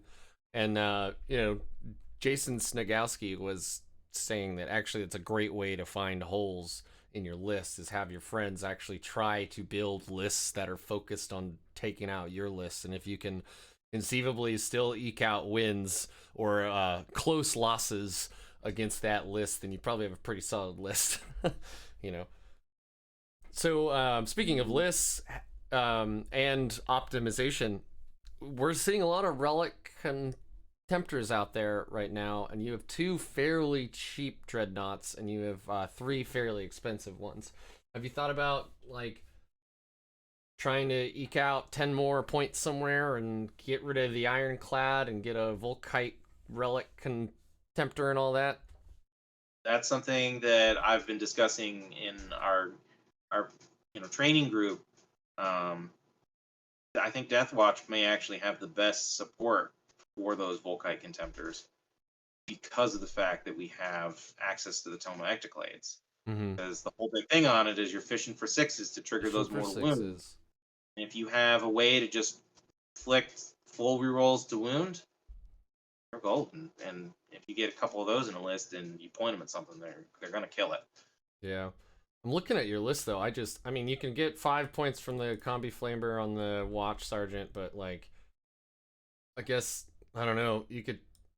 I know you like your Storm Bolters. You could get some points there. I don't know. You don't have a whole lot of fat to trim off of this list, so you definitely don't want to lose the Auspex arrays on the on the Blackstars. That's huge. So, the 2 little dreadnoughts are the flex points. Yeah, exactly. So interesting.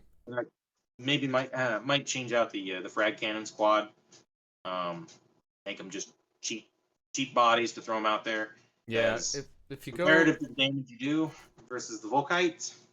Yeah, exactly. Volkite. Yeah, that's true. Which makes me sad because I love the frag cannon, like, but it's so essentially Deathwatch. It's like one of their things, that and the Infernus heavy bolter and the heavy Thunderhammer. Because if Thunderhammers weren't ridiculous enough, Deathwatch has the heavy one. I never understood why we never got the option to equip a dreadnought with frag cannons. Like they made a model for it with the Dark Angels. Oh, they did? Oh, I've never heard that. that. I'm pretty sure there's a frag cannon bit you can put on from the Dark Angel specific dreadnought kit. Huh. But I don't think it's the one that builds the Furioso. It might be a different dreadnought kit. But I know that there's a bit out there. I've seen it before. But it might not be the Deathwatch frag cannon. It might be like Angelus frag cannon or something like that. Yeah. But it's always been a bummer for me because I'd love to put a frag cannon on a dreadnought. Speaking of the Infernus heavy bolter, obviously, your list isn't going to take it specifically, but have you played around with them at all? They seem like such a silent, really good, like, especially if you're dropping them out of Corvuses, like you got even 1 or 2 in a squad, and you're dropping close enough, you're definitely getting that flamer off, and it's not like you care that you're firing both profiles because that one's auto hitting anyway. Secret sauce. I built a squad that I was going to take Michigan GT. I just didn't get it painted. But combi flamers are really good on Deathwatch, and they're even scarier when you combo them storm shields on Deathwatch, because you can just plonk a unit somewhere, make it just absolutely awful to dig it out of terrain, and absolutely awful if you send infantry in to try and dig them out, because you can just overwhelm and destroy most light infantry. I think it comes out to be cheaper than the way that the frag cannon squad actually is loaded out right now. Yeah, it's what, 4 points for a storm shield, and then it's 5 points for the combi flamers, so you're actually looking at 1 point less per dude, which isn't, I mean, it's not nothing, but it's not exactly like, pay dirt or anything on points. But I have actually played around once with a a drop pod squad that I would just drop out, and they had two Infernus heavy bolters and just a bunch of combi flamers, and that's all they did is they dropped down and they're like just blows something off the map, and then if you don't come at me, and even if you do, like, you know, of course I'm spending 1 CP to overwatch that unit. Like, it's got 5 flamers in it. Of course, you know, like, it'd be dumb not to.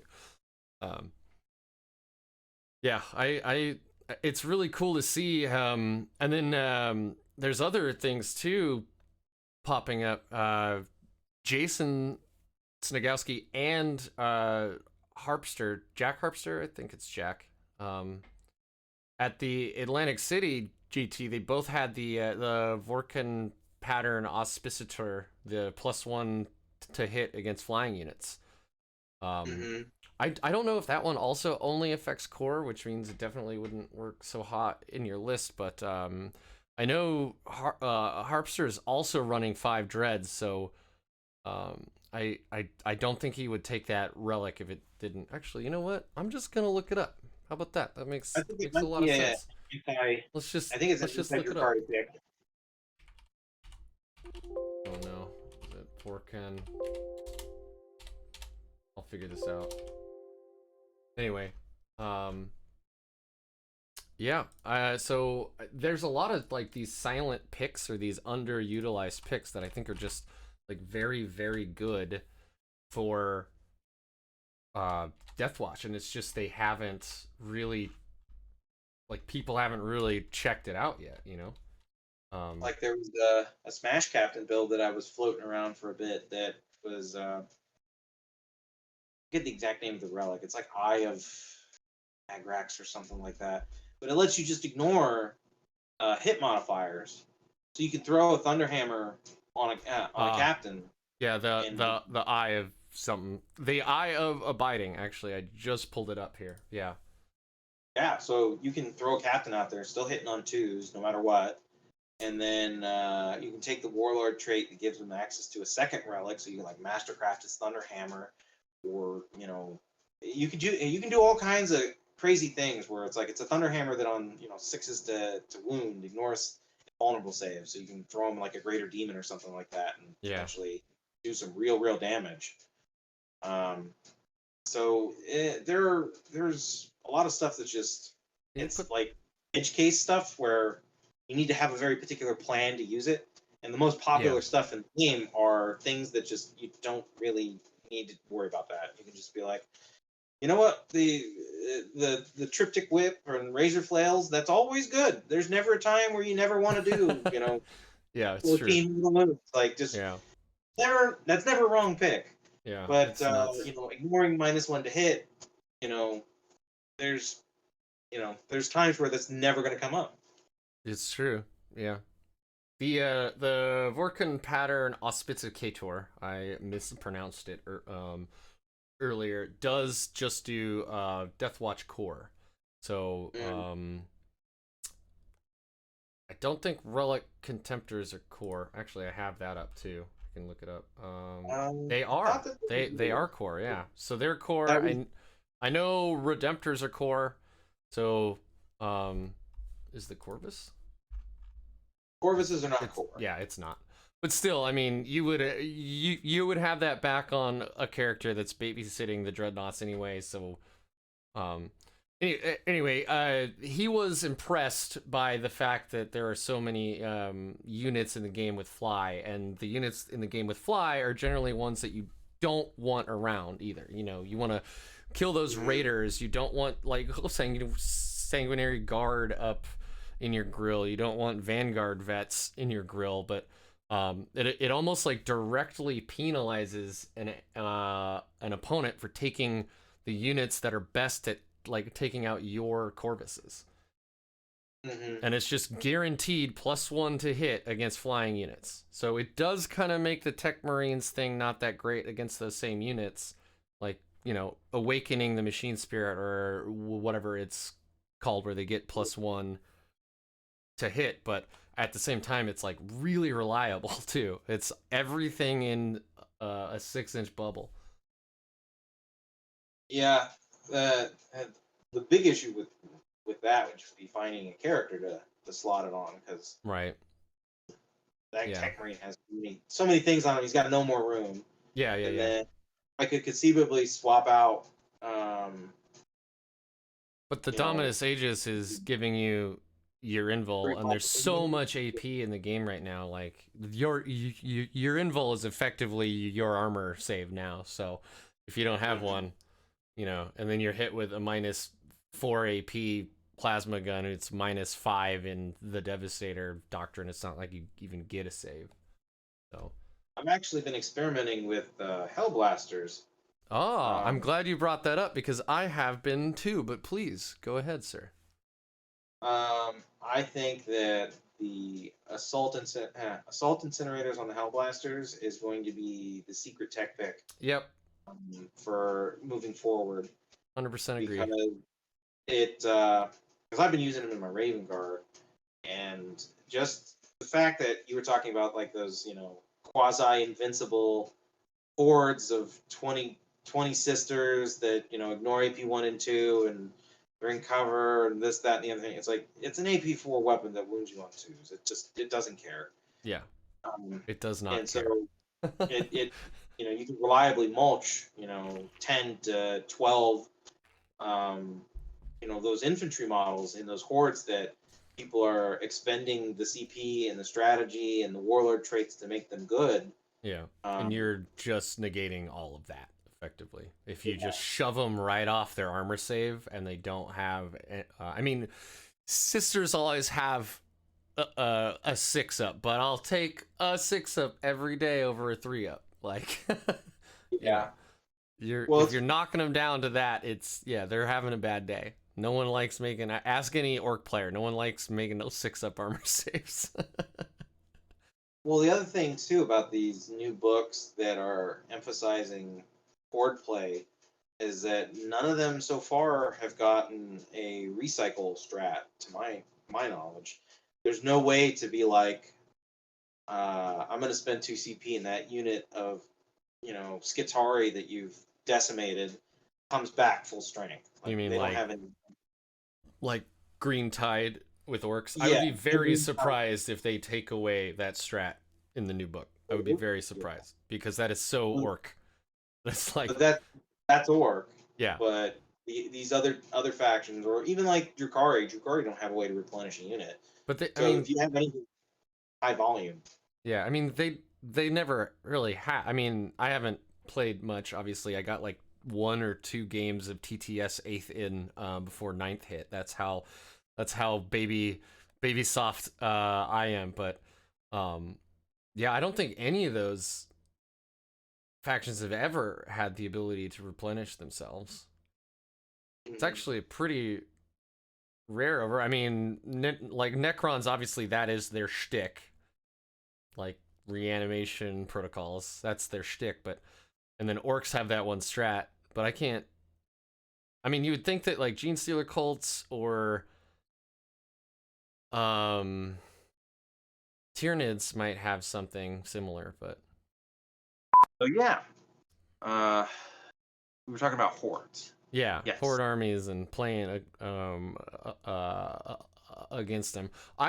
So when I mentioned earlier that I have a Redemptor in my list that just kind of goes on the weak side and then gives rerolls of 1s, it's because I have been playing with Assault Hellblasters in Fortis kill teams, because Deathwatch does the 2 things that currently does very well, or counteracts the 2 things that makes Hellblasters, generally speaking, quote-unquote, bad, in that they're usually heavy support, but in Deathwatch, they're troops if you throw them in a Fortis kill team. And then if you have them in 10-man blobs, they also have 10 ablative wounds that you have to take care of. And if you have the Dominus Aegis nearby, that's 10 ablative wounds that have a 5-up invul. 2 wounds, 3-up armor save. If you throw them in cover, it's a 2-up, right? Like, it suddenly becomes like not, oh, they're a mild annoyance, I don't want them to shoot me for 2 turns, to, oh my god, I can't kill these things, why are they still here, make it stop. And with, you know, tier 5 toughness 5 orc boys coming out, you're gonna be like, I don't care, this is strength 6 anyway. You're still only 1 wound, bro, and you still only have a t-shirt save, so like I'm going to kill 7 or 8 orc boys every time one of these units fires at least, you know, unless you roll real bad, but you're gonna be, you know, wounding them on 3s. You're gonna be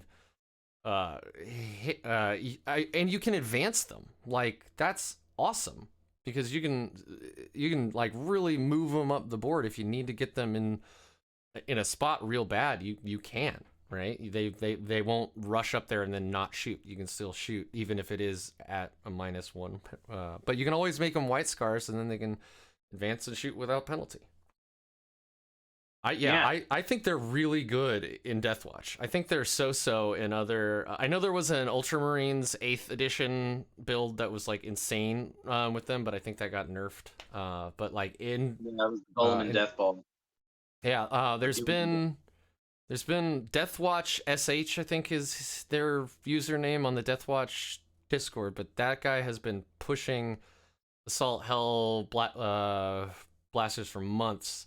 And I finally started playing with it, and I'm like, oh, yeah, he's not wrong. These are good.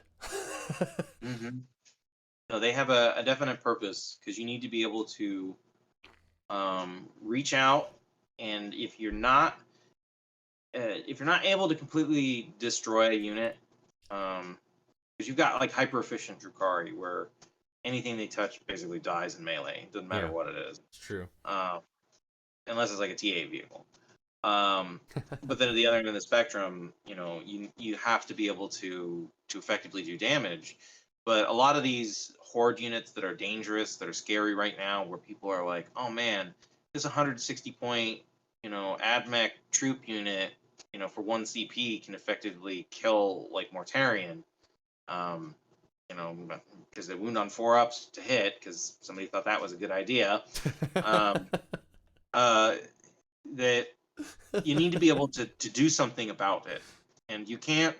We don't have mechanics now that allow us to just reach in and, you know, be like, you don't have CP anymore. And they're actively seeming to get away from that. They got rid of, you know, how Vect used to work, where you could just spend a strat and just completely shut a thing off. Now it's just, well, if you want to do this thing, it'll be fine this time, but for the rest of the game, it costs a little bit more. Yeah.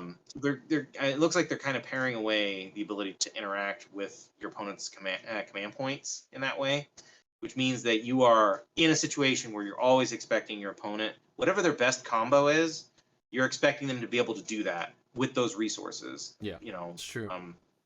With AdMech, you know, with the way that they expend CP and things like that, that unit, those particular units that do that, where they just point at a thing and annihilate it with their strats and warlord traits, all these other things, they're only doing it so many times in a game, but they're going to do it like probably 3 times or 4 times, and they're going to be out of CP.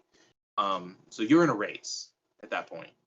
So you need to be looking at the metric of, well, if I'm inflicting damage on these units, there's a break point where that unit is not efficient and effective for them to do the combo through anymore. And that's going to change based on what the unit is and what the combo is. With like an AdMech, you know, you got a 20-man blob, you kill 13 or 14 of them. It's not in their interest to spend, you know, the CP to wound on 4s and to do 6 more wounds on 4-ups. It stops being effective, and then it becomes a situation of the decision points, like we were talking about earlier, of making bad decisions. And people will spend those CP, and then the coin will flip, and then sometimes it will come up not what they needed. And with those assault Hellblasters, being able to inflict that number of casualties easily, knowing that you're always getting your rerolls, knowing that you're always punching through armor. Yeah, and the rerolls 1 to wound too. I mean, come on. Strength 6, 1 damage, like, you're already wounding on 2s against any Drukhari that you've managed to punch out of a raider. And now you're also rerolling 1s to wound. Like, you're gonna kill some Drukhari. you're gonna kill some battle sisters because they're almost all T3. I mean, I guess the new war suits and stuff are 5, but like, you know, you're gonna be dropping them to their invuls guaranteed. Even the raiders are, you know, they gained 1 toughness with this buff, but they're toughness 6, and assault hellblasters start at strength 6. So you're wounding on 4s, rerolling 1s potentially, if you you know, pick transports or whatever. Or if you have the is it the Vigilance Incarnate Warlord trait that lets you pick a different battlefield role for 1 unit every round? I think it's Vigilance Incarnate, yeah. Or hell, there's this... you actually pay for a specialism, which is another topic I wanted to talk to you about. If you put the anti, you know, transport specialism or troop specialism on a Hellblaster Fortis kill team, like, they're rerolling 1s anyway, and then if you also picked it as your battlefield role for your whole army, they're rerolling all wounds. You could really chop up some raiders that way. Overcharge them with rerolls to 1. Now they're gonna wound them on 3s. You're rerolling your 2s and your 1s to wound, and you're going to pop raiders. There's 2 damage too every one that goes through. So, you know, you could potentially be dropping 2 raiders with 1 group of 5 hellblasters, and that's not even counting the 5 intercessors that are also going to be shooting and plinking off a wound or 2 here and there. Yeah, you could do some work. Well, not just you know, they're not just anti-horde. The profile that they're packing, the fact that they are strength 6 natively, with that high AP, means that you can shoot them into the popular things like Blight Lords, Death Shroud. Oh yeah, that's an excellent point. You know, Dark Angel Terminators, where you can only win them on 4s. They're -1 damage because of the Relic Banner.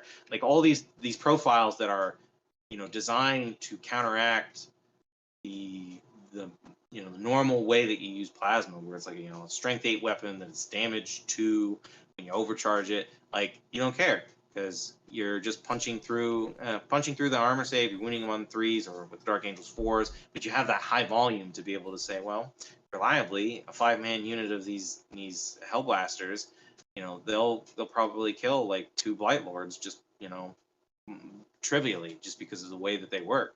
And that's not insignificant, considering how much, you know, firepower you normally have to put into a unit like that to even kill 1.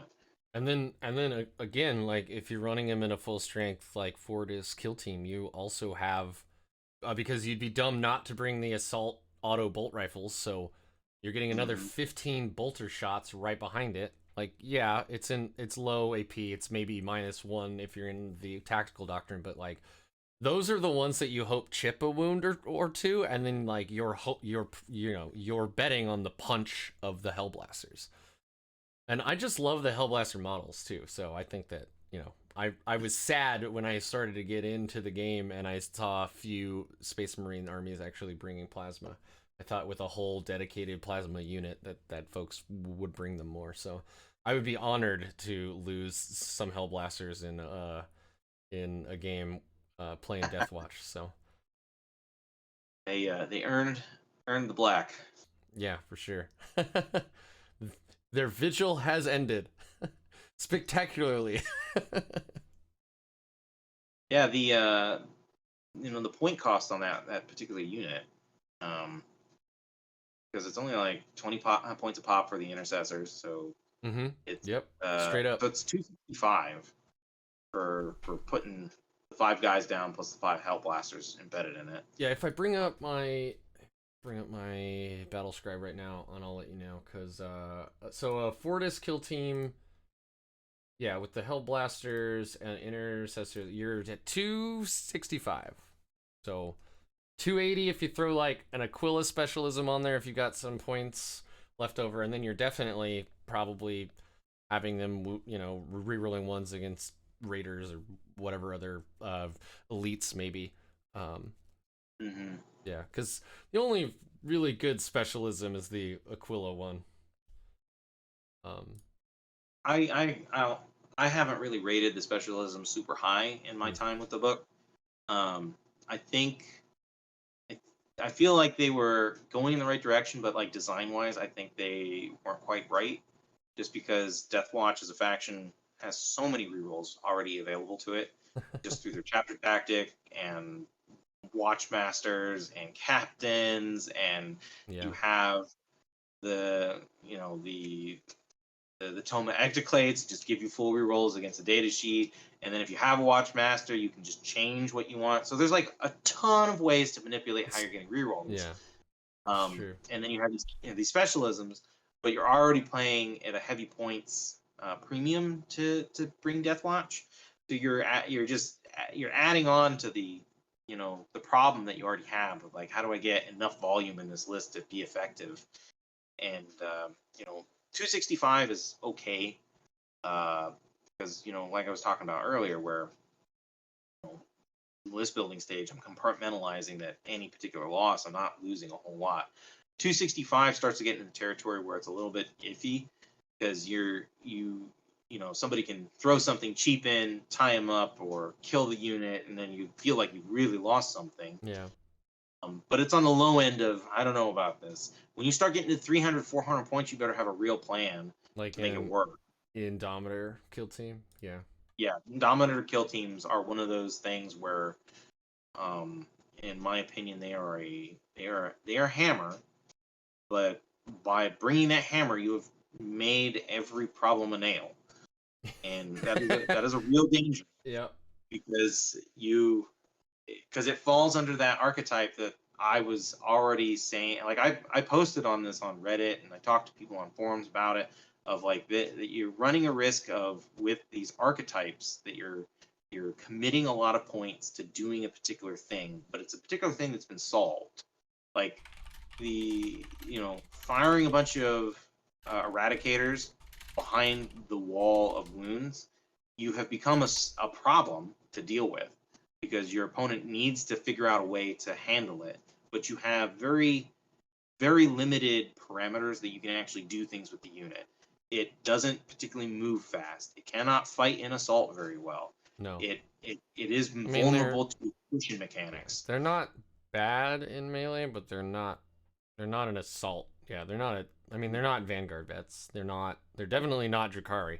They're definitely not Incubi. So there are a lot of lists out there that I've seen where people stack 2 or 3 of these big bricks, and they're like, I'm gonna go up the table, I'm gonna murder everything, I'm gonna have 18 or 24 melted shots with all the rerolls, this, that, and the other thing. And it's like, yes, you have made a unit that is a wall that kills certain things in front of it. It kills vehicles really well in front of it. It kills elites very well in front of it. But it does not engage with the problem of Drukhari. It does not engage with the problem of Admech, where they shoot at you with a 160 point unit, and then you've taken, and then just off the bat, just mathematically, for a single CP, they've inflicted 30 AP minus 1 or 2 wounds onto your unit, and then they spend another CP to inflict 6 more wounds onto you. So then you're like, oh, well, my super tough unit that kills everything dies, loses half the squad to just a trivial troop unit, for the expenditure of 2 CP. You're in a very risky position, where as the meta evolves, as people figure things out with the newer codexes, that you've become a problem to solve instead of a thing that is taking initiative. That's why I like the planes and I like the dreadnoughts, because they're not a typical problem within the meta.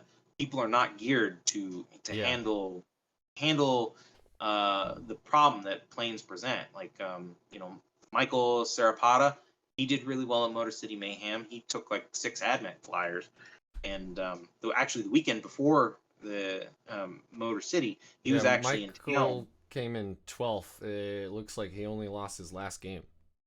Mm-hmm. So. And he flew that list actually at he flew it, did he? local.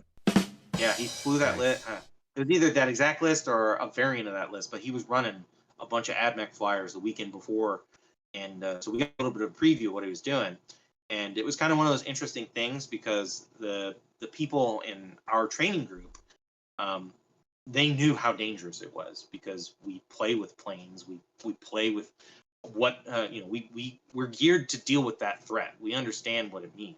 But he swept in to the event, and he was just picking people up left and right because people aren't geared to do it. Like he fought a Poxwalker list because a guy was there trying to try out the Terminus S stuff, and that poor guy, he just had the worst time of it because you have 200 Poxwalkers and you have 6 flyers that you can not charge. You can't do anything to them. Yep. You don't have any You don't heavy have armor range. or Yeah. vehicles to mount weapons on. So Yeah. he can I just mean, do whatever he wants. you got some Chaos Space Marines, I guess. That's the only thing that can shoot at him at all, and it's not favorable. Yeah. Yeah. Like he could smite, but it's like when you have 6 planes in the air, doing four or 5 mortal wounds a turn ain't gonna get you very far when you're only killing like half a plane a turn. So yeah, so the idea of threat engagement and the problems you're presenting, the problems you're solving, that's part of the reason why I'm not super hot on the Indomitor kill teams. Aside from the issue with the model distribution that came with them. I was As a just moment- gonna bring that up actually, but please carry on, and I'll hope that I remember Hot to take. come back to that in a moment. But yes, please. But that they had a moment where they were very good if you could have had them, but I think that time has passed where Yeah. and I'm not knocking it because in our local area we had another Deathwatch player. He won an event and it was just all like Gravis. It was all his Wow. army was almost entirely Gravis models, and Cool. he did that. But the thing is, though, is that you run into that situation of like, was the opponent that you played against prepared for this, or have you just basically created the thing where you've surprised someone, and then the next time around they got your number? Yeah. Um, Can you put the models back on the table after game 1 and still eke out the same kind of win? Yeah. Like But if you just both like set back up right away, and now he knows all the things the list can do, are you still gonna lose him? Right? Like that's an interesting point. I mean that's how I feel about like my game with Brad Chester. Um, I went through it, I played it, and then afterwards, that you were asking like what we did. We went to dinner with some of the people who were organizers and stuff, and they said like, oh, we thought we were going to knock him out of the tournament in those first 2 rounds of the game. And thinking back on it, it's kind of like, yeah, I just didn't know what I needed to know in that particular moment to win. But now that I do know, if I played that same matchup, I think I could take him down. But that's kind of the learning process of Warhammer. Yeah. In my personal group, I always kind of take the tack of like when I'm losing to something for the first time, it's like you have ambushed me, you have surprised me, but you will not get the surprise on me the second round. So things, not to go off on a nerd tangent, but it's like you got to be like the Borg. Like people will hurt you the first time around, but you've adapted by the time you're ready to take them on again. Yeah. Resistance is futile. Mm-hmm. I wanted to ask you before. Oh yeah, so hot take on the model thing. Yeah, I agree with you entirely. The Deathwatch supplement hit, and you can blame distribution, or you can blame Brexit, or you can blame COVID or whatever. But like, yeah, the supplement hit, and I was like, man, heavy intercessors have got to be right around the corner. There's no reason they would make one of the 4 kill teams in this supplement. Not like they previewed them on Warhammer community, like they made a big deal out of them, and then we got nothing for like 6 months, and then they came in a kill team box, and you're like, okay, and then by then it was like, well, some folks had like modified eradicators to be to be heavy intercessors, and we're kind of using them as proxies. But yeah, I mean that door closed before we got to even use them, at least in tournaments. I mean, I did some proxying too of other things, and I got to play them on the tabletop, but it's not when you don't have some of the brightest minds in the game trying to figure out how to use these things, right? Like I can math hammer in my garage all I want, and that's fine, but that's one guy playing his 4 friends, and none of us are particularly amazing. So yeah, I feel like we missed it, right? Mm-hmm. And then as you're saying, as the game gets killier, it's like if a Dark Lance hits a heavy Intercessor, it does 4 damage. The heavy Intercessor dies, right? Like, now you're down, 28 points? There was one time, though, where I had an Indomitor kill team with 5 Plasma Interceptors, and my buddy charged me with his 6, what were they, Aloris Terminators, and I killed them all, down to the last wound. He rolled very poorly, and I rolled very well, and he was like, well, that's probably the game. Yep.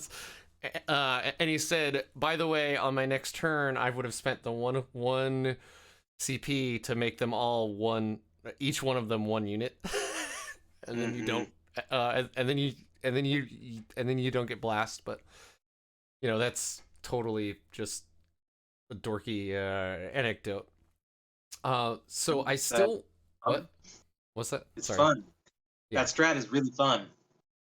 I play those. I've done it before. It's fun.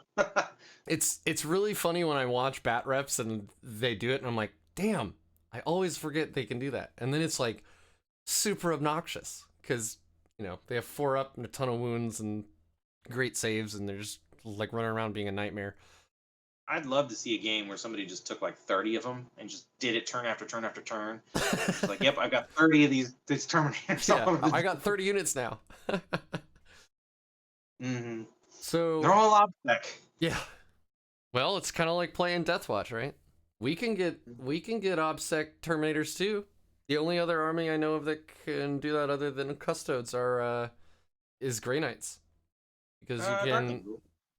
Oh right, but only because of the inner circle stuff. Yeah. Sorry, the way I was thinking of that is specifically who can run them as troops. And Dark Angels can't, but they get OBSEC through, so effectively they're troops, but they're not troops. You know what I mean? Mm-hmm. So we've been going for over 2 hours now, so I don't want to keep you too long, because this has been an awesome conversation. But I do want to get back to that, that Corvus Blackstar. Love this thing. I always forget that it does this too. How useful is that cluster launcher? Like, it's a free attack. It's 1 unit you fly over. Obviously, you probably don't go out of your way to fly over a unit every turn just to use it. Like, it's not that good. But it's like, not, like, might be an extra mortal wound here and there, maybe. Yeah, I don't rate it super highly, because it's like, okay, best case scenario, you get 10 dice, you're looking for 6s, maybe do like 2 or 3 mortal wounds. And so you've killed an Intercessor or maybe like 3 Poxwalkers. Like, it's just it's cute, but it's not something I build a whole like turnaround. If you got nothing better to do, like you could fly over a horde and go off table or whatever. But I don't put a whole lot of stock into it, like finishing a job. I mean, that's why I pay for the Hurricane Bolters. They will finish a job on a horde unit, or like the last couple of wounds off of a Marine unit that's sitting there. But I don't depend on the bomber to do that function. Yeah. Let me go ahead and switch back to my browser here so I can highlight what it does. But you roll a d6 for every model for 1 unit that you fly over. You roll a d6 for every model in that unit, and on a 6 you do 1 mortal wound. So yeah, in a 20, if you fly over a 20-man Poxwalker unit, you're averaging 3.3 mortal wounds, something like that. So meh. Like, yeah, you kill 3 Poxwalkers and 2 of them pop back up anyway. Yeah. Now, the AdMech bombers, on the other hand, I think they do their mortals on like 4s. Like It's way better. it's just Yeah. very absurdist. Yeah. So, Especially with the new- as somebody who has used aircraft like exactly 2 times ever, right? Like, how do you choose between supersonic and then going to hover mode? Are you almost always in supersonic because of that +1? You know, you're +1 harder to hit that way. Um, because you can be in supersonic and still have troops get out, right?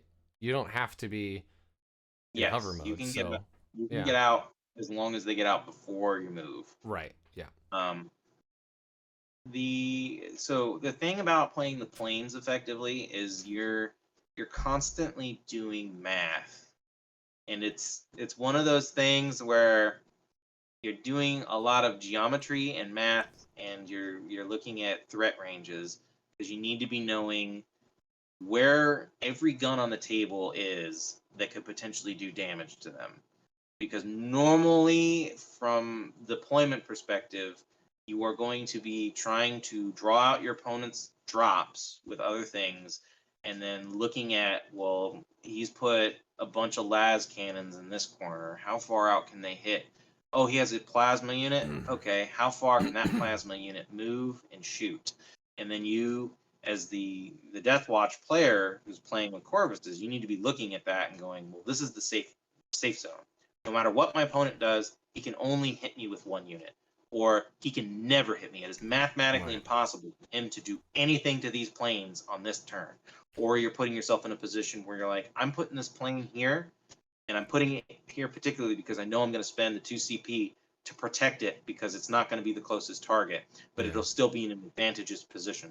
And then once you start getting the ball rolling, you're still doing that same metric in your mind where, like I was talking about earlier, of you're looking at that threat assessment priority of what are the things that can take the planes down? How do I remove those from the table from being an object so that it doesn't prevent my game plan of basically getting in the backfield, getting into corners where people don't want me, applying pressure. And it combos really well with the anvil of the dreadnoughts, because then even if people decide like, oh, I've got a fast moving unit that has fly, I'm going to try and get into your deployment zone, maybe get a cheeky assault on something. You've put them in a position where it's like, well, I have to figure out a plan to get past the dreadnoughts, or what if I commit to this and then it fails, and then the dreadnoughts just murder me? Like it all kind of boils down to choices, and the more choices that you are taking, making your opponent that are poor, and the more choices you are making that prevent your opponent from even doing anything for interactivity with those models, you're leveraging time in your favor. Because if I get to turn 3 or 4 of the game and you've basically only killed a dreadnought or 2 and you've not touched the planes at all, I'm almost certainly going to win, because I've attritioned you to the point where you're not going to have the tools to do anything to the rest of the list. mm-hmm. So and that goes into that whole aspect of like, you need to be thinking patiently. You're not thinking of, I'm going to kill everything on the table turn 1 and it's going to go perfectly in my way and I'm going to get all the points. You're playing of, I'm expecting my opponent to do the very best thing every single move, and every time they roll the dice, expect, what if this guy just rolls nothing but 6s? Just What goes is my Nova, plan? yeah, Yeah, just, I'm playing, imagine just, I'm playing somebody with weighted dice. What do I do to remove that from play? Well, the easiest thing to do is not be in don't range, give them the option to roll. yeah. And how do you do that? Speed.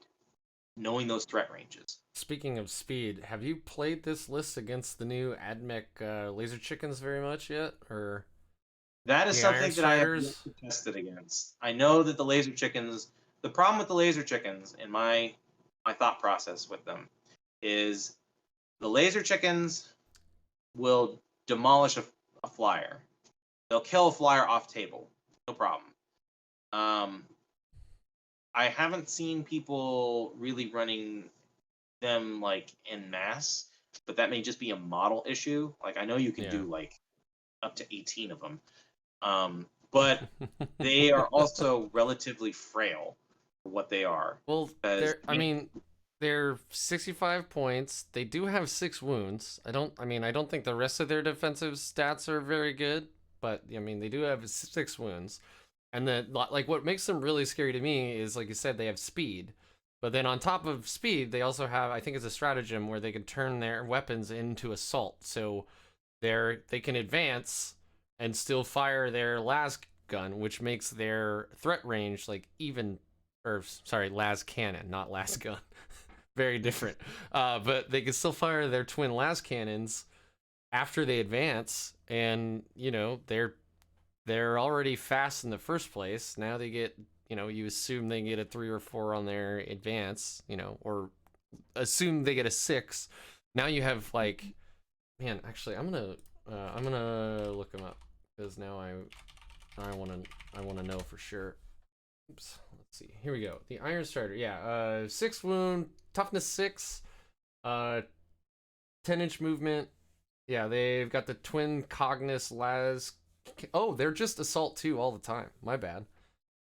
So they don't even have to spend a strat. They can just it's assault 2, strength 9, -3 AP, D3 +3. So even if they roll shit damage, it's 4 damage.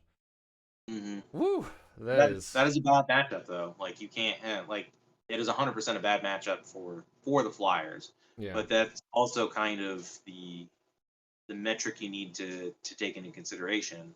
Like in that situation, you know, how many CP do I need to spend to protect the Flyers? Because because the way that Corvus strat works is you spend 2 CP per Corvus because it's done before the first battle round starts. So you could do it on all 3 of them, but you're burning 6 CP to protect the Flyers because at that point you need to have a dreadnought in front of them, make it visible so it's the closest visible target so they can't just shoot a Flyer down. So you have a lot of cost benefit you need to go into. But if you're preserving your Flyers, you're probably going to win that exchange. Like if you get over to them with the Corvuses and, you know, fire into them. You're talking about Shroud Field for the Corvuses, right? Yeah. Aren't those that's just before the first battle round? Right. You can't do it every battle round, but right. A lot of times these matchups also come down to like who gets the first turn. And the nice thing about that strat is against Flyers, yeah, I can see that for sure. You don't need to worry about it as much. You can take the second turn and with the knowledge that you're protected. 2 CP. Woo. It's expensive. How much CP are you rolling? I'm down quite a bit. It says in that particular version. I think Best Coast Pairings has a weird output here from Battlescribe because it says your patrol has 11, but then obviously you have to pay like what you pay 3 for the Vanguard. Yeah, and then you bought one more relic. Yeah, extra relic, extra warlord trait, and I think an extra warlord trait. So I should be down 6 or 7. Yeah, that's what a lot of people run their Deathwatch at. I think is like 6 or 7, and that's another thing where maybe you don't want to run a relic contemptor because that's even one. That's one fewer even. But yeah, that basically that means that you're burning all of your strats to protect the planes. Yeah, and that's the other thing about the list is it's really self-sufficient. Like everything in the list has some form of reroll. Everything in the list has defensive measures built into it that are passive benefits, whether it's minus the hit on the Flyer or the -1 damage on the dreadnoughts or the invuln save. So there's nothing that I'm every turn going, oh, I really need a ton of command points. There's nothing super combo based where, you know, there are factions out there where they're like, okay, I spend like 4 strats on this one thing for this turn, so it's going to do all this damage. Everything in the list is passively beneficial and it functions turn 1 to turn 5. I'm never not going to be able to do what I need to do with the list. Yeah, that's a great point. That's one of the things I've noticed playing. So playing Grey Knights, like I am hungry for CP all the time. Like I need to be burning two or four like every round, and then you've got one big Nova turn where you may burn like 6 or 8 even. But as Deathwatch, I don't. Other than saving some for like Brotherhood of Veterans, I'm generally not spending a whole lot of CP. Like I may need a clutch transhuman here or there, and I generally just save it for transhuman and Brotherhood of Veterans. So I mean that's a great point where, like, yeah, you spent a lot of CP at the start of the game, but you also don't need CP as much during the game, and then you get one every round anyway, obviously. Yeah. And then with the Ultramarines, I've had that go Nova for me, and I've had that be awful. So yeah, that's why I have it there. Yeah. I'm running with low CP, so everyone that has saved is that much better. Yeah, it almost like kind of almost makes me think, especially like you were saying in your list where you can run with no CP. I mean, you obviously don't want to, but you could. Like maybe, I mean, maybe you could use the brilliant strategist from Dark Angels, and that way you could, you have 3 turns of one of your dreadnoughts being in the Devastator Doctrine, and that's just bonkers. Yeah. Yeah. So Absolutely. So there's a lot of, I mean, we keep harping on it, but there's just a lot of flexibility in the choices that you're making. That's why I picked. That's why I picked this army. Like, it's insane how flexible this army is. Like, it's absolutely bonkers. It's silly. It's great. I love it. I think though that part of the problem with Deathwatch is they're not a beginner army. Their aesthetic is super cool and appeals to beginner players, but the rule set with them, absolutely not. I guess I've made that mistake twice then, because both of my first 2 armies were ones I was warned against to not play because they're too complex. Because you're telling a new player, all right, so get this, you can buy this box set and it makes these dudes. But you buy this other box set, it also makes these other dudes. And these guys go in this unit, and then now they're one unit. And it's a totally different unit than the other 2 units that are in the core book. And they look the same, they sound the same, but they're totally different, and they have different keywords, and they do different things because of the way that we've geared them.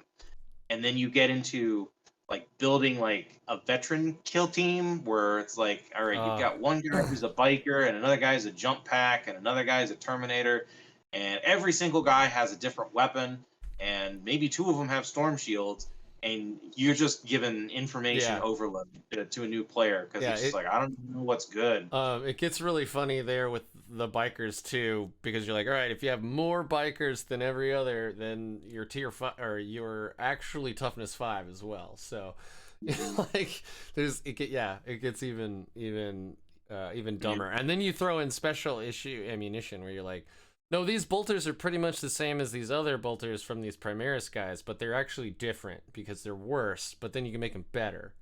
But you can only make them better, but you need to know how to make them better so you know exactly when to make them better. And then one of the things I thought was a sore point for me personally was losing special issue on the Primaris. I didn't think that was warranted.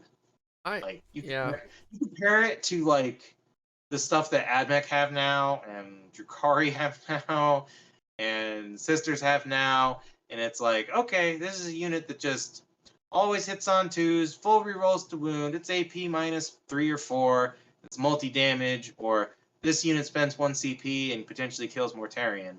And it's like, but this 100-point Primaris unit, if we gave them special issue ammunition, it would break the game. I'm like, I don't see the logic in that argument. I really don't.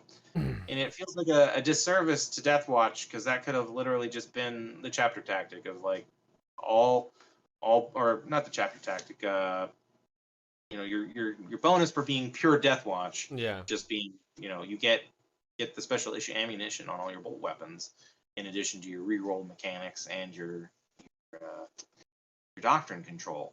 Like, that wouldn't be too much, I don't think. Like, there are units out there that it may have to be restricted on, like, Aggressors. throw down. Yeah, aggressors or It has Centurion. it has dropping bolt on in the people. name, right? So Yeah. it can get special issue. No, please no.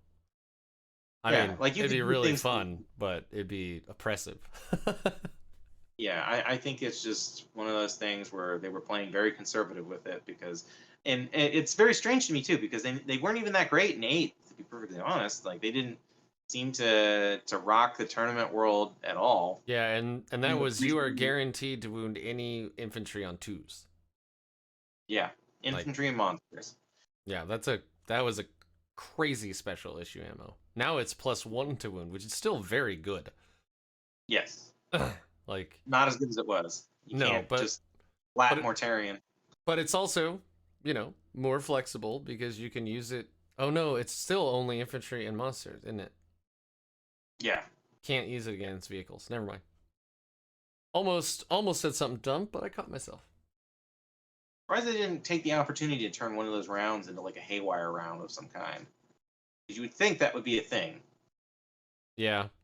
I mean, I read all the well, not all, but I read a lot of the Deathwatch books now, and they really, at least one of them, there was, I think it's the omnibus, and it's a bunch of like short stories, and there's one where they've found a Tau like special research planet, and they attack, and like they are talking about those like acid rounds all the time. Like apparently every dude that went on that attack had like those acid, I don't know if it's the hellfire or the whatever, but like they would describe in depth the like horrible acidic wounds that these rounds were leaving on the Tau.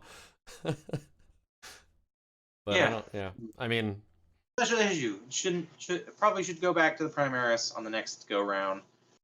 That's my hot take on that.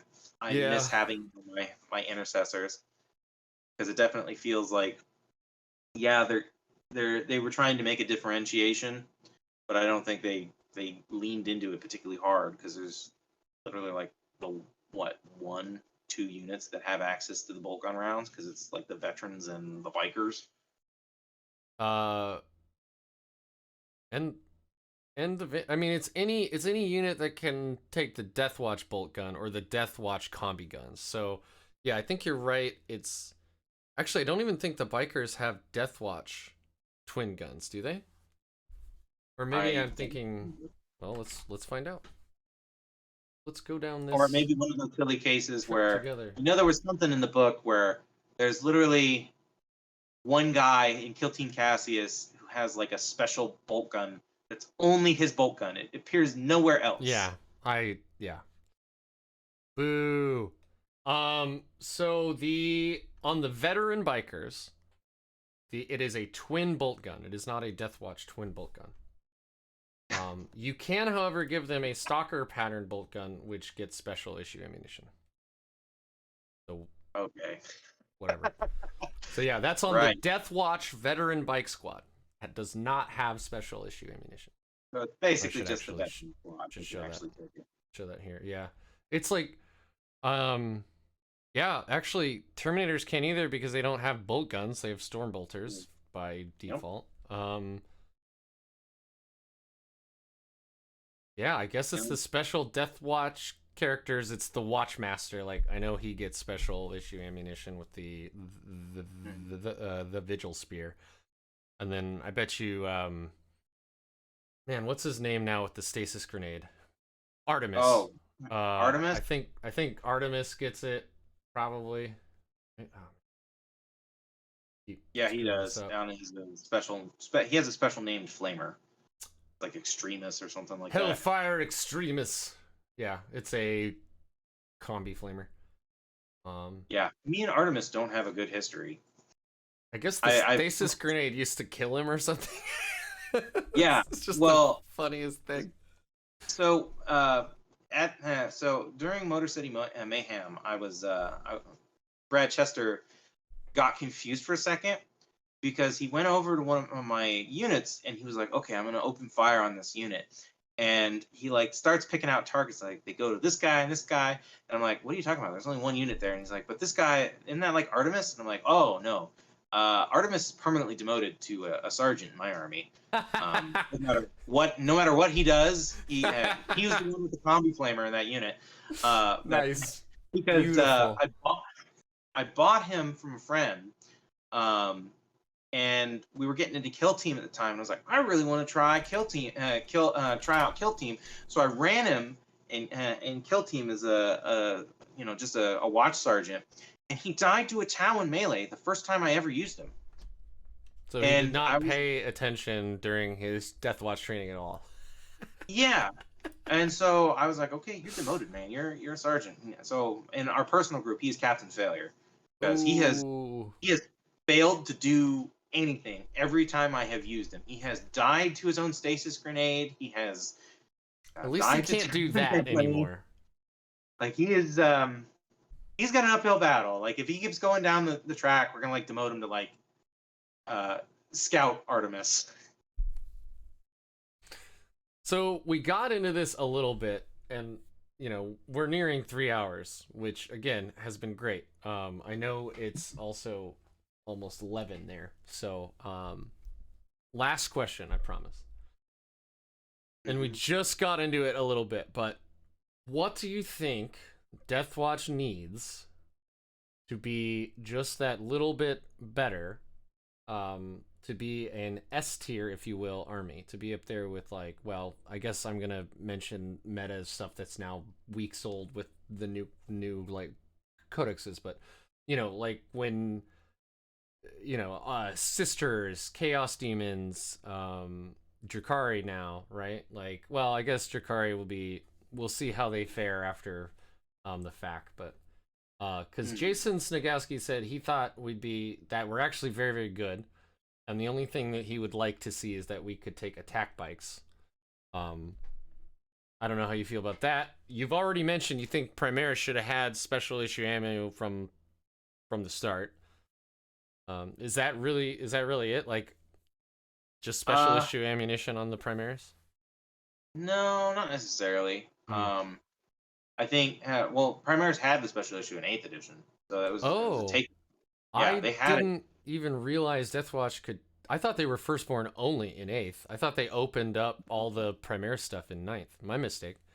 When they got their codex in 8th, people were upset because they came after the first Marine book, and so everybody at the time was like, "Oh man, Deathwatch are amazing! Look at all these extra things Deathwatch can do over regular Marines."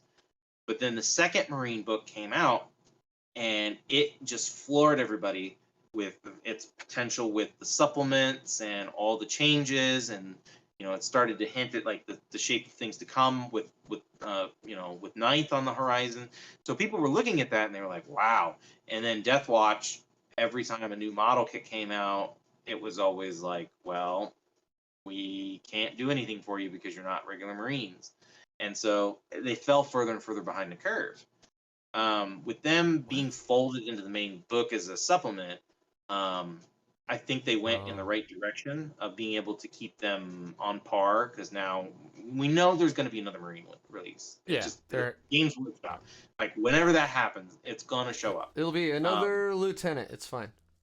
Yeah, we'll make a unit of Primaris lieutenants. Yeah, there you all go. with ammunition. Yeah. Now we're talking. But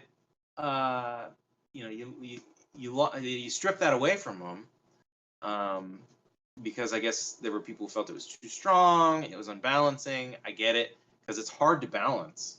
Yeah, it is. But I think, because previously what it was is you were paying a point surplus.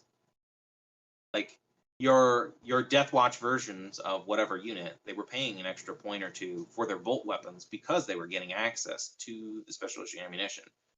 I think the state of things as they are now, I don't think that special issue ammunition necessarily would break them. I also think that if they're going to eventually start folding away some of the older Firstborn units to run them out of production, to stop supporting their rule set. I know that's verboten, but eventually, like, the Firstborn units will go away. Like whether it's this edition, next edition, 2 editions, like that, it's very clear. Games Workshop's intent is Primaris are the path forward. But if they're going to keep Firstborn Marines as a thing for Deathwatch, with their veteran status, I think one of the steps that they could probably do with that is start looking at expanding the roster of things that you can put in the veteran units, because then you start getting into really crazy and interesting territory of like, can you put like a Centurion in Firstborn unit? Can you start adding things like, could you potentially throw like, I guess you could already put Vanguard vets in there, but Yeah. you can start throwing some of the more obscure Firstborn units that are still kind of lingering around. Like, wouldn't it be cool if, like, next go round, you could attach a Thunderfire cannon to a veteran squad, and then the guy just kind of stays behind and with the artillery piece, and the rest of the veteran squad can go off and do their own thing, but it still benefits from maybe like special issue ammunition being fired through the artillery piece. Like, you can do cool things with that to still leverage those firstborns and make them feel like they have that veterancy without necessarily totally breaking the game. Because like, as it stands right now, Deathwatch are a shooting faction. That is the thing they probably do best, compared to everybody else, because they're not White Scars where they can make everything advance in charge. They can make one unit advance in charge. So it's the same problem. You're paying for that ability to be flexible. But if you want to be flexible, let us be flexible. Let us make Centurions, get them into the core, get them in the troop unit, and then have like something crazy. It's like, yeah, they gain the core keyword because they're in that troop unit and they're veterans. Yeah, I always thought it was interesting that in the Fortis kill team, like, we couldn't take suppressors either. Yes, that's also an option. Because like the Firstborn squad, and the Indomitor squad, they all have options for a jetpack unit, but the Fortis and the Spectrus. Oh no, the Spectrus do too with a Reaver. Oh no, that's a Grav shoot. Never mind. I always thought that would be interesting too. I don't particularly think suppressors are like super amazing, but they might be amazing in a unit of 5 with 5 ablative intercessors in front of them. You know what I mean? Like that hyper frag auto cannon or whatever it's called is actually pretty neat. Strength 7, and yeah, no, it's one of those weird points where I almost think like Games Workshop just doesn't know what to do with it.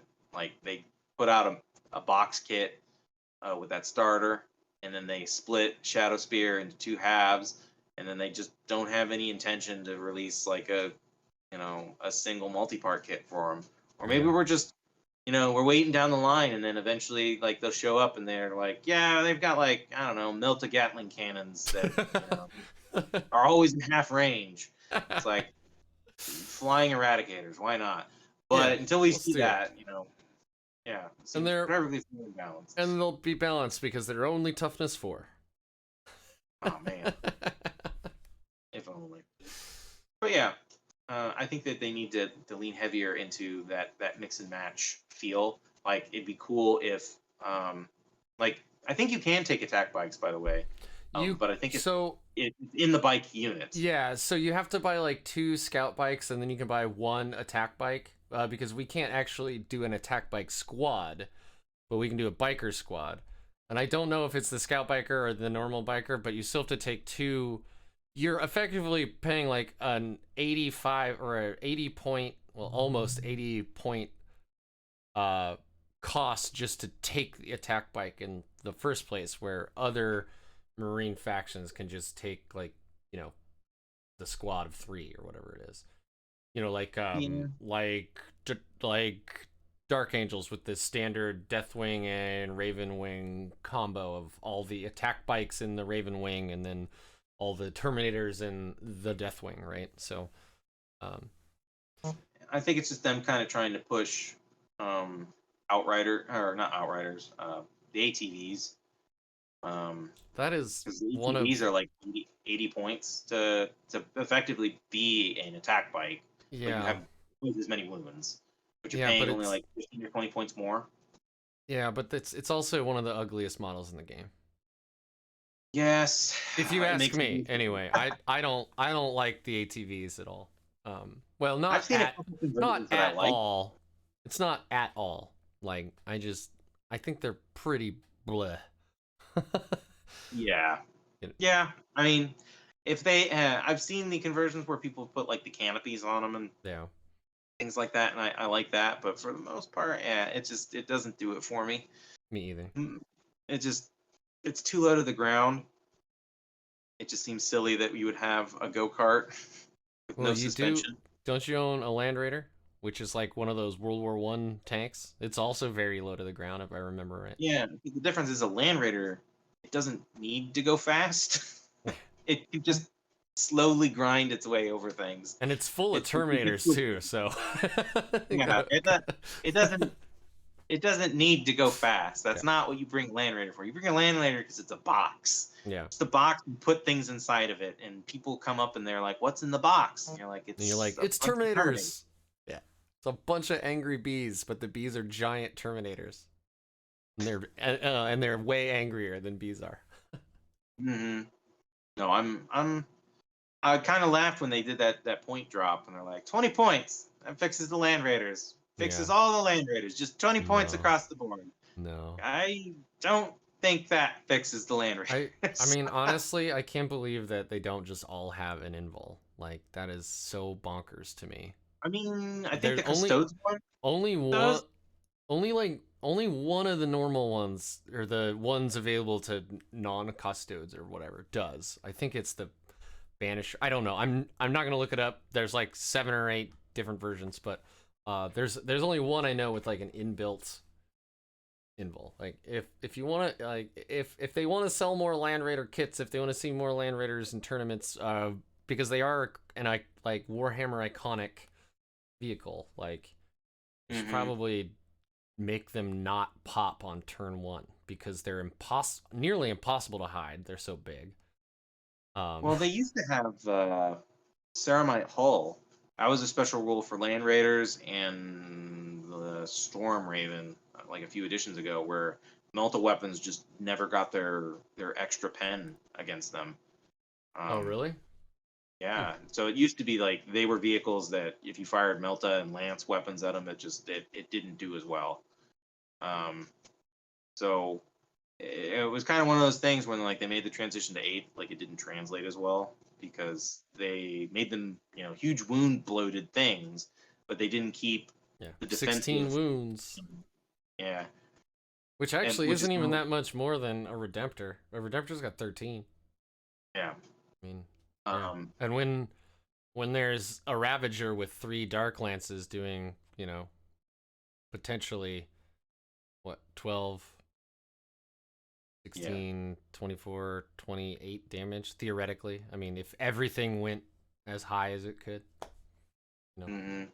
That's, I think you could fix them. Well, with no, I guess it's only 18, but some kind of a Ceramite rule of like, your armor save is never modified worse than a 4. Well, which is like an invuln, but maybe not against only against like Melta and Plasma or something like that. That just it's specifically geared around. These are weapons designed to knock down big things, and these tanks are specifically noted for having special armor to protect them from it. But that's my hot take. I don't know. Yeah. Maybe I'll run a Land Raider at my next event. I have a Land Raider for my Grey Knights. I've literally never put it on the table. Because like I only get 1, maybe 2 games a week, and like I said, my friends are pretty competitive, so I don't want to bring a soft list against their like tournament ready. So the funny story. When I was playing Grey Knights, I actually ran 2 Land Raiders back in 5th edition, and this is just such an illustrative moment of just like this game. Sometimes is I was playing my buddy who played guard at the time, and this was in the edition where like if you failed morale, you like started running away, and so I basically killed a guardsman like down like the model would actually run across the Yeah, board? Oh, like nice. you failed It's not morale, just and it's it started gone. to run towards your deployment zone because they're like, we need to get out of here. There's too many of us dead. Hmm. And if you were below a certain threshold of the unit, I think if you were below 25% of your starting strength, you could never return to a state of I'm back in the game, because you could roll leadership and they would like regroup and restore the morale, and you could keep using them. Okay. But I had killed like a couple guard squads down to just like being the last guy. Like it was just, you know, two guardsmen with melta-guns, and they'd both lost their morale because the hurricane bolters on these land raiders had just done a number on these squads, and it was just down to these last couple guys, and they were running away. And he ran past my land raiders with these two humble guardsmen, and he just basically one-shot both land raiders with these two stupid 5-point guardsmen with melting guns. And it was just one of those moments where I was like, my whole list is just crumbled before these two ballistic skill 4 melta-guns that have just ruined my life. Yep. 600 points down the drain. That's hilarious though. I mean, you gotta admire, or you gotta bask in the ridiculousness of it. Oh yeah, no, it was like one of those moments in the story where it's like, oh yeah, those two guys, they were 100% promoted. Like they were like captain general of the whole system, but then immediately afterwards they were killed. Yeah. Well, I mean, like you blew up 2 land raiders. Yeah, you're assuming though that like in this grim dark universe, anybody except the two of them even noticed. Right? Like, hey, like if you survive more than 30 seconds as a guardsman, you're already a veteran. Woo! So by killing 2 land raiders, they obviously are special forces. They got promoted. But if nobody even knows, right? How are they supposed to get promoted? You just tell the tale when you get back. Embellish a little bit. It was actually 4 land raiders. Killed 2 with 1 shot. There you go. Just right through. Nobody's counting. All right, Nevin. So, I'm gonna let you go, man. It's after 11 where you're at. I know you got off work, so you know I don't even know if you've had dinner yet, my man. So. No, but hey, I'm a hearty guy. I find a way. Well, thank you very much. I guess I will ask you 2 more questions. One, when's your next tournament? So I can bother you again. So I've got an event next this coming weekend, and I got an event the weekend after that. I'm going to Gemhammer, which is going to be at a local place called Bell Book and Comic. And then the one after that is going to be the Faux Hammer RTT. These are both RTTs. So they're 3-round events. And that'll be held at the Hobby Shop on the 26th, I want to say. So I've got June has been a crazy busy month for me. I could tell. Between doing this interview and then the next 2 events, and then hopefully after that. And your practice games. Yeah, we're getting some practice games in. Like I said, we've got something in the lab that we're cooking up. My buddy Ben, he on our way back from Motor City Mayhem, you know, we were talking. It's like, man, you know, we lost this game. We saw this do well, and we got to talking more about like some of the stuff people aren't taking, things like that. And then, you know, lo and behold, we came up with a Frankenstein's monster of Gene Stealer Call and Tyranids. And fortunately, Ben, you know, his work life schedule is kind of busy right now. So probably won't see him pop up on the tournament circuit, you know, for the next month or 2. But once we get him back in the game, I have a feeling that we're gonna you know, hammer that out. Like we play tested a few times in his basement, and every time that we play tested it, he's gotten better with the list, and the list has gotten better. Like the last time I was playtesting some Salamanders stuff that I wanted to try out, and it had been doing very well. And then the monster that I made came up and just punched me right in the face, and I was like, okay, I guess I'm not ready for it. So I'm excited for that because everybody's so down on those factions, and I want to be able to see them do well, and I want to see my friend do well too, because you know we want to see our team go places. Didn't John Lennon win a RTT or GT recently with Nids, and he was running like a triple Demicaran list or a double Demicaran list or something Yes, like that. Yeah. yes. The triple Dimacaron list did well, but the critique some people had of it was it's very terrain dependent, Yeah. and You got to hide it all the time. You don't want to yeah, if you ever don't have have anywhere it to getting hide those shot. big guys, they're just gonna die. Yeah. They're just gonna die horrible, horrible, giant tyrannid monsters that don't have invuln saves or feel no pains built in the way they do. Will die Yeah. unless they eat things. But that's kind of the game. Sometimes it's just circumstance. Fair. And then my last question is, what would you say to new players that are watching this right now and want to get involved? Maybe in Deathwatch, maybe not, but just in Warhammer in I general. would say find the thing in the game that brings you the most joy, but also find the ways to make the best of things that maybe you don't enjoy, but are happy accidents. I'll give you an example. Um, when I first got into this game, we had been playing Dawn of War, uh, circling right back around to that start. Uh, Oh yeah, that game was awesome. we'd been playing Dawn of War, and my favorite faction there were Chaos Marines. And one of my friends, I've known this guy for almost 20 years now. Um, he decided, hey, I want to play, Chaos too. And in your friend group, like they're the people you're going to play the most. And he was starting to get models from some of our other friends who had collected it for a while, and he was like getting ready for it, and I was like, I don't want to play mirror matches. That's boring. So then I looked for something else in the fluff and the story that really caught me, which is how I fell into Grey Knights. And funnily enough, the guy never he decided changed his mind after I had gotten into it. He decided to switch away to Necrons and to Mechanicus. Still plays those armies to this day. But then I was playing Grey Knights, and it's like, well, this isn't the most favorite thing, but now I still have something that is fun for me, and I enjoy it, and I got a lot of fun out of them. And then it's kind of like you're making memories. For the sure. The thing about this game is like you're not really playing the game like for the game's sake in my mind, because like, to be perfectly honest, like the rule system can be sometimes pretty loose. They have a poor track record of like balancing things internally.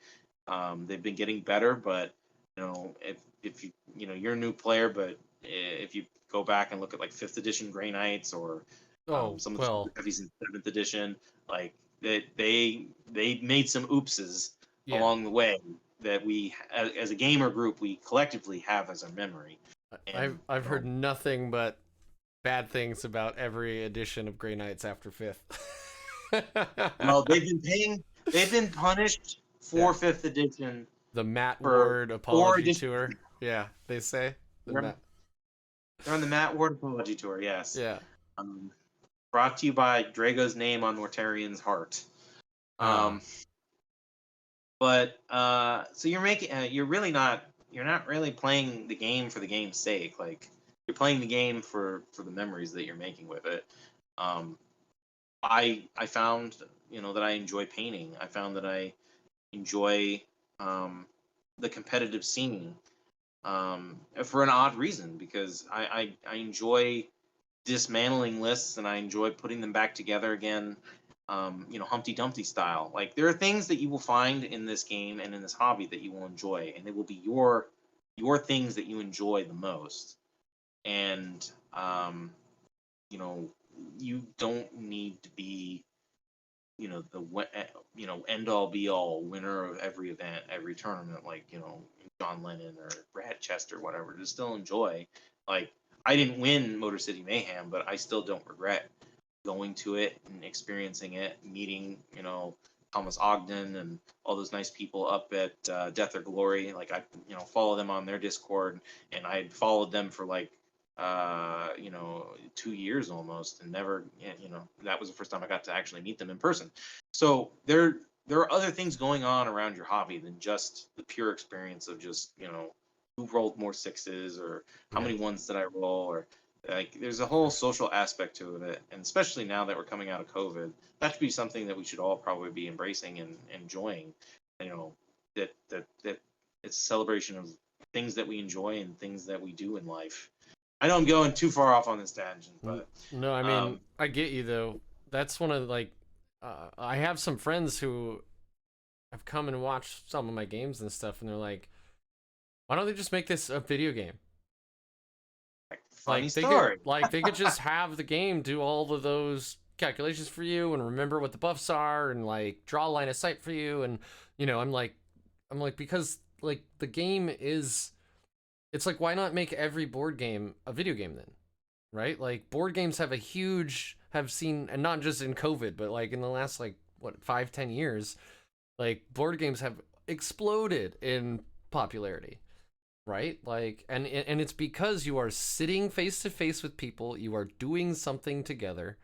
You know, you're not across a video like a computer screen, right? Like, I like that part about Warhammer. I like pushing the physical plastic Barbie doll across the, you know, the field. I like, cracking jokes with my opponent, which I know you can do over TTS, but it's like it's not the same. It's not. And like I was saying, with that whole memory aspect of it, like I don't think anybody's ever gotten attached to like a Zergling in StarCraft, but you know, Captain Failure, my permanently demoted Artemis. That's a story we share in our gaming group, and it's gone as far as being able to share it with people, at these a big tournament, just because the memory of this model that just continually lets me down, no matter what I do with it, just amuses me, and it's a good memory. Or like give you an example, like in fifth edition, there was a time where, or no, it's sixth edition, where I had a Karn the Betrayer got into a squad of Necron warriors, and it was like a bunch of this Necron court was embedded in this unit, and it was an edition where you had to just keep taking challenges. So my buddy kept throwing characters at Karn, and whenever you kill a character in that edition with a Chaos character, they'd get more buffs. But you're running a risk, because as you get more buffs, there's this chart you roll on. You could turn into a Chaos Spawn and like lose all your gear and lose all your stuff, because the gods are like, we have been disappointed in you. So it was one of those funny situations where I was like, stop making me strong. Like, you're gonna kill my Karn with it.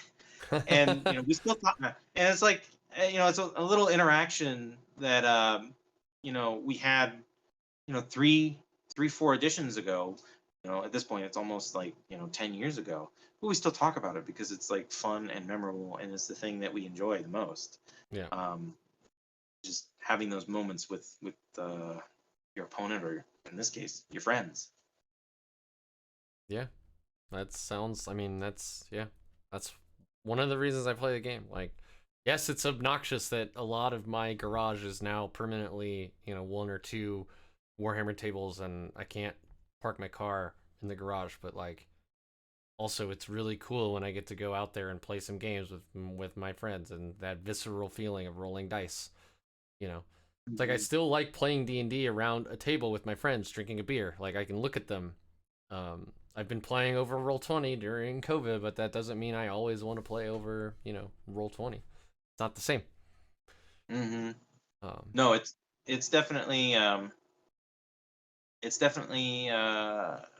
different visceral feeling. Like, we played some role-playing games over D20 and the internet during COVID, and they were okay. But just this last weekend, everybody in our group, finally, we all are vaccinated, and everybody's starting to feel more comfortable going back to people's houses, and we finally got around to playing in person again, and it was nice, and people were excited. Like, we had somebody got so excited, they were like, I'm gonna cook dinner for everybody, because we haven't seen everybody in years, it feels like. And it feels like it's been years, because Yeah. there are 2 people in our group have had babies during this pandemic. Like, they're whole humans that we've never even seen in person, that we get to meet.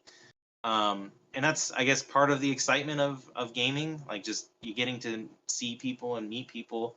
And it's not a replicable experience, in my opinion, online. You start to get into that when you start having like games like Among Us, things like that, where they're they're emulating some of the stuff you would have in person with the deception and the Sus. guessing. Like, what are you thinking about? What is your friend thinking about? But that's why games like Werewolf are so popular. Like, they're timeless because they don't require, anything special other than just, hey, are you okay? Are you okay to lie to me? Yeah. Yeah. I can't Definitely. wait to go throw some dice at my local gaming club and, maybe actually attend a little RTT. I am doing an amazing amount of hobbying right now for my Grey Knights because that codex is coming up. So I'm really It's stoked to down be the able to play. pipeline. Yep. Man, if we get the Primaris treatment, I don't, my wallet might cry at me, but I might buy in. I Get the don't band know. back. I mean, there's still a chance Castle and Crow crosses the Rubicon, like, because Yeah, that's what they do. we're They supposed to get a new model and a new data sheet, but I think he only went up by 5 points, so probably doesn't get a wound from becoming Primaris. Probably doesn't get another attack from becoming Primaris. I don't know. he's got a cool sword. He does. He does. I think that I think Grey Knights will go Primaris eventually. Like, it doesn't matter if they go Primaris or not. Like, if they came out with true scale Primaris, I'd still be buying new models. Like, so probably like true scale or Primaris, I'm still buying new models. So Well, their plastic kits aren't even that old by comparison. Like, no, I mean not like Craft like Worlds. yeah, craft rolls. They're old enough to vote and rent a car. Yeah. So there are definitely other factions that need it more. I'm not unhappy with the Grey Knight stuff. A lot of it's very, very cool. So I love my chunky boys, my Terminators. So Yeah, my Grey Knights, I got in when they were still all pewters, and then that new codex hit, and there was all those plastics, and it was just like mind-boggling. I was those like, wow. those old Grey Knight Terminators are kind of cool. I don't want like 5 of them. Those pewter ones with the like Yeah, the hunch and the like rounded helmet and I think those are kind of neat. They have some. Those halberds are no joke. They're like cleavers. It's really cool. Yeah. All right, man. I've already said this once, maybe even twice now, but thank you so much for spending almost 3.5 hours with me talking about Warhammer. I think this has been an amazing conversation. It just goes to show you how adaptable and flexible Deathwatch is, that like you can have the success you've had against the like types of players you've played against, and you have solid reasoning for all of that stuff. So every decision you made clearly has like a lot of thought behind it, a lot of playtesting too. So it's not, you didn't make this is definitely not a gimmick list where like you said, it works once and then never again. No, there's a plan, and I execute on it, and it works most of the time. But hey, it's all part of the learning process. Hell yeah. Next go round, I'll refine it even further. Yep. Cool, man. Well, good luck next week. Good luck the week after that. I assume you're bringing this list. Well, I've decided to put it down for a little bit. Because well, here's the thing. I played over 30 games consecutively, nonstop with it for like 6 months through multiple tournaments. Yeah. And I took it all the way up to a GT. I am thinking of bringing it back out, but I do need a palate cleanser. That's fair. So I've been having some fun with my Raven Guard, doing silly things like deep striking Centurion bombs and you can do that in Deathwatch. I could. Just saying. Good.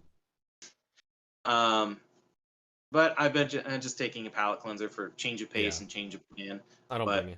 I will be circling back around to my Deathwatch. I need to, honestly, I put them in my garage because I was like, I'm so tired of carrying these planes around. That is one of the detriments of the list, is you go to an event with it, and it's not easy to transport planes. Not easy to transport planes, and those Redemptors are big chunky boys, so it's not like you have an easy way to transport those.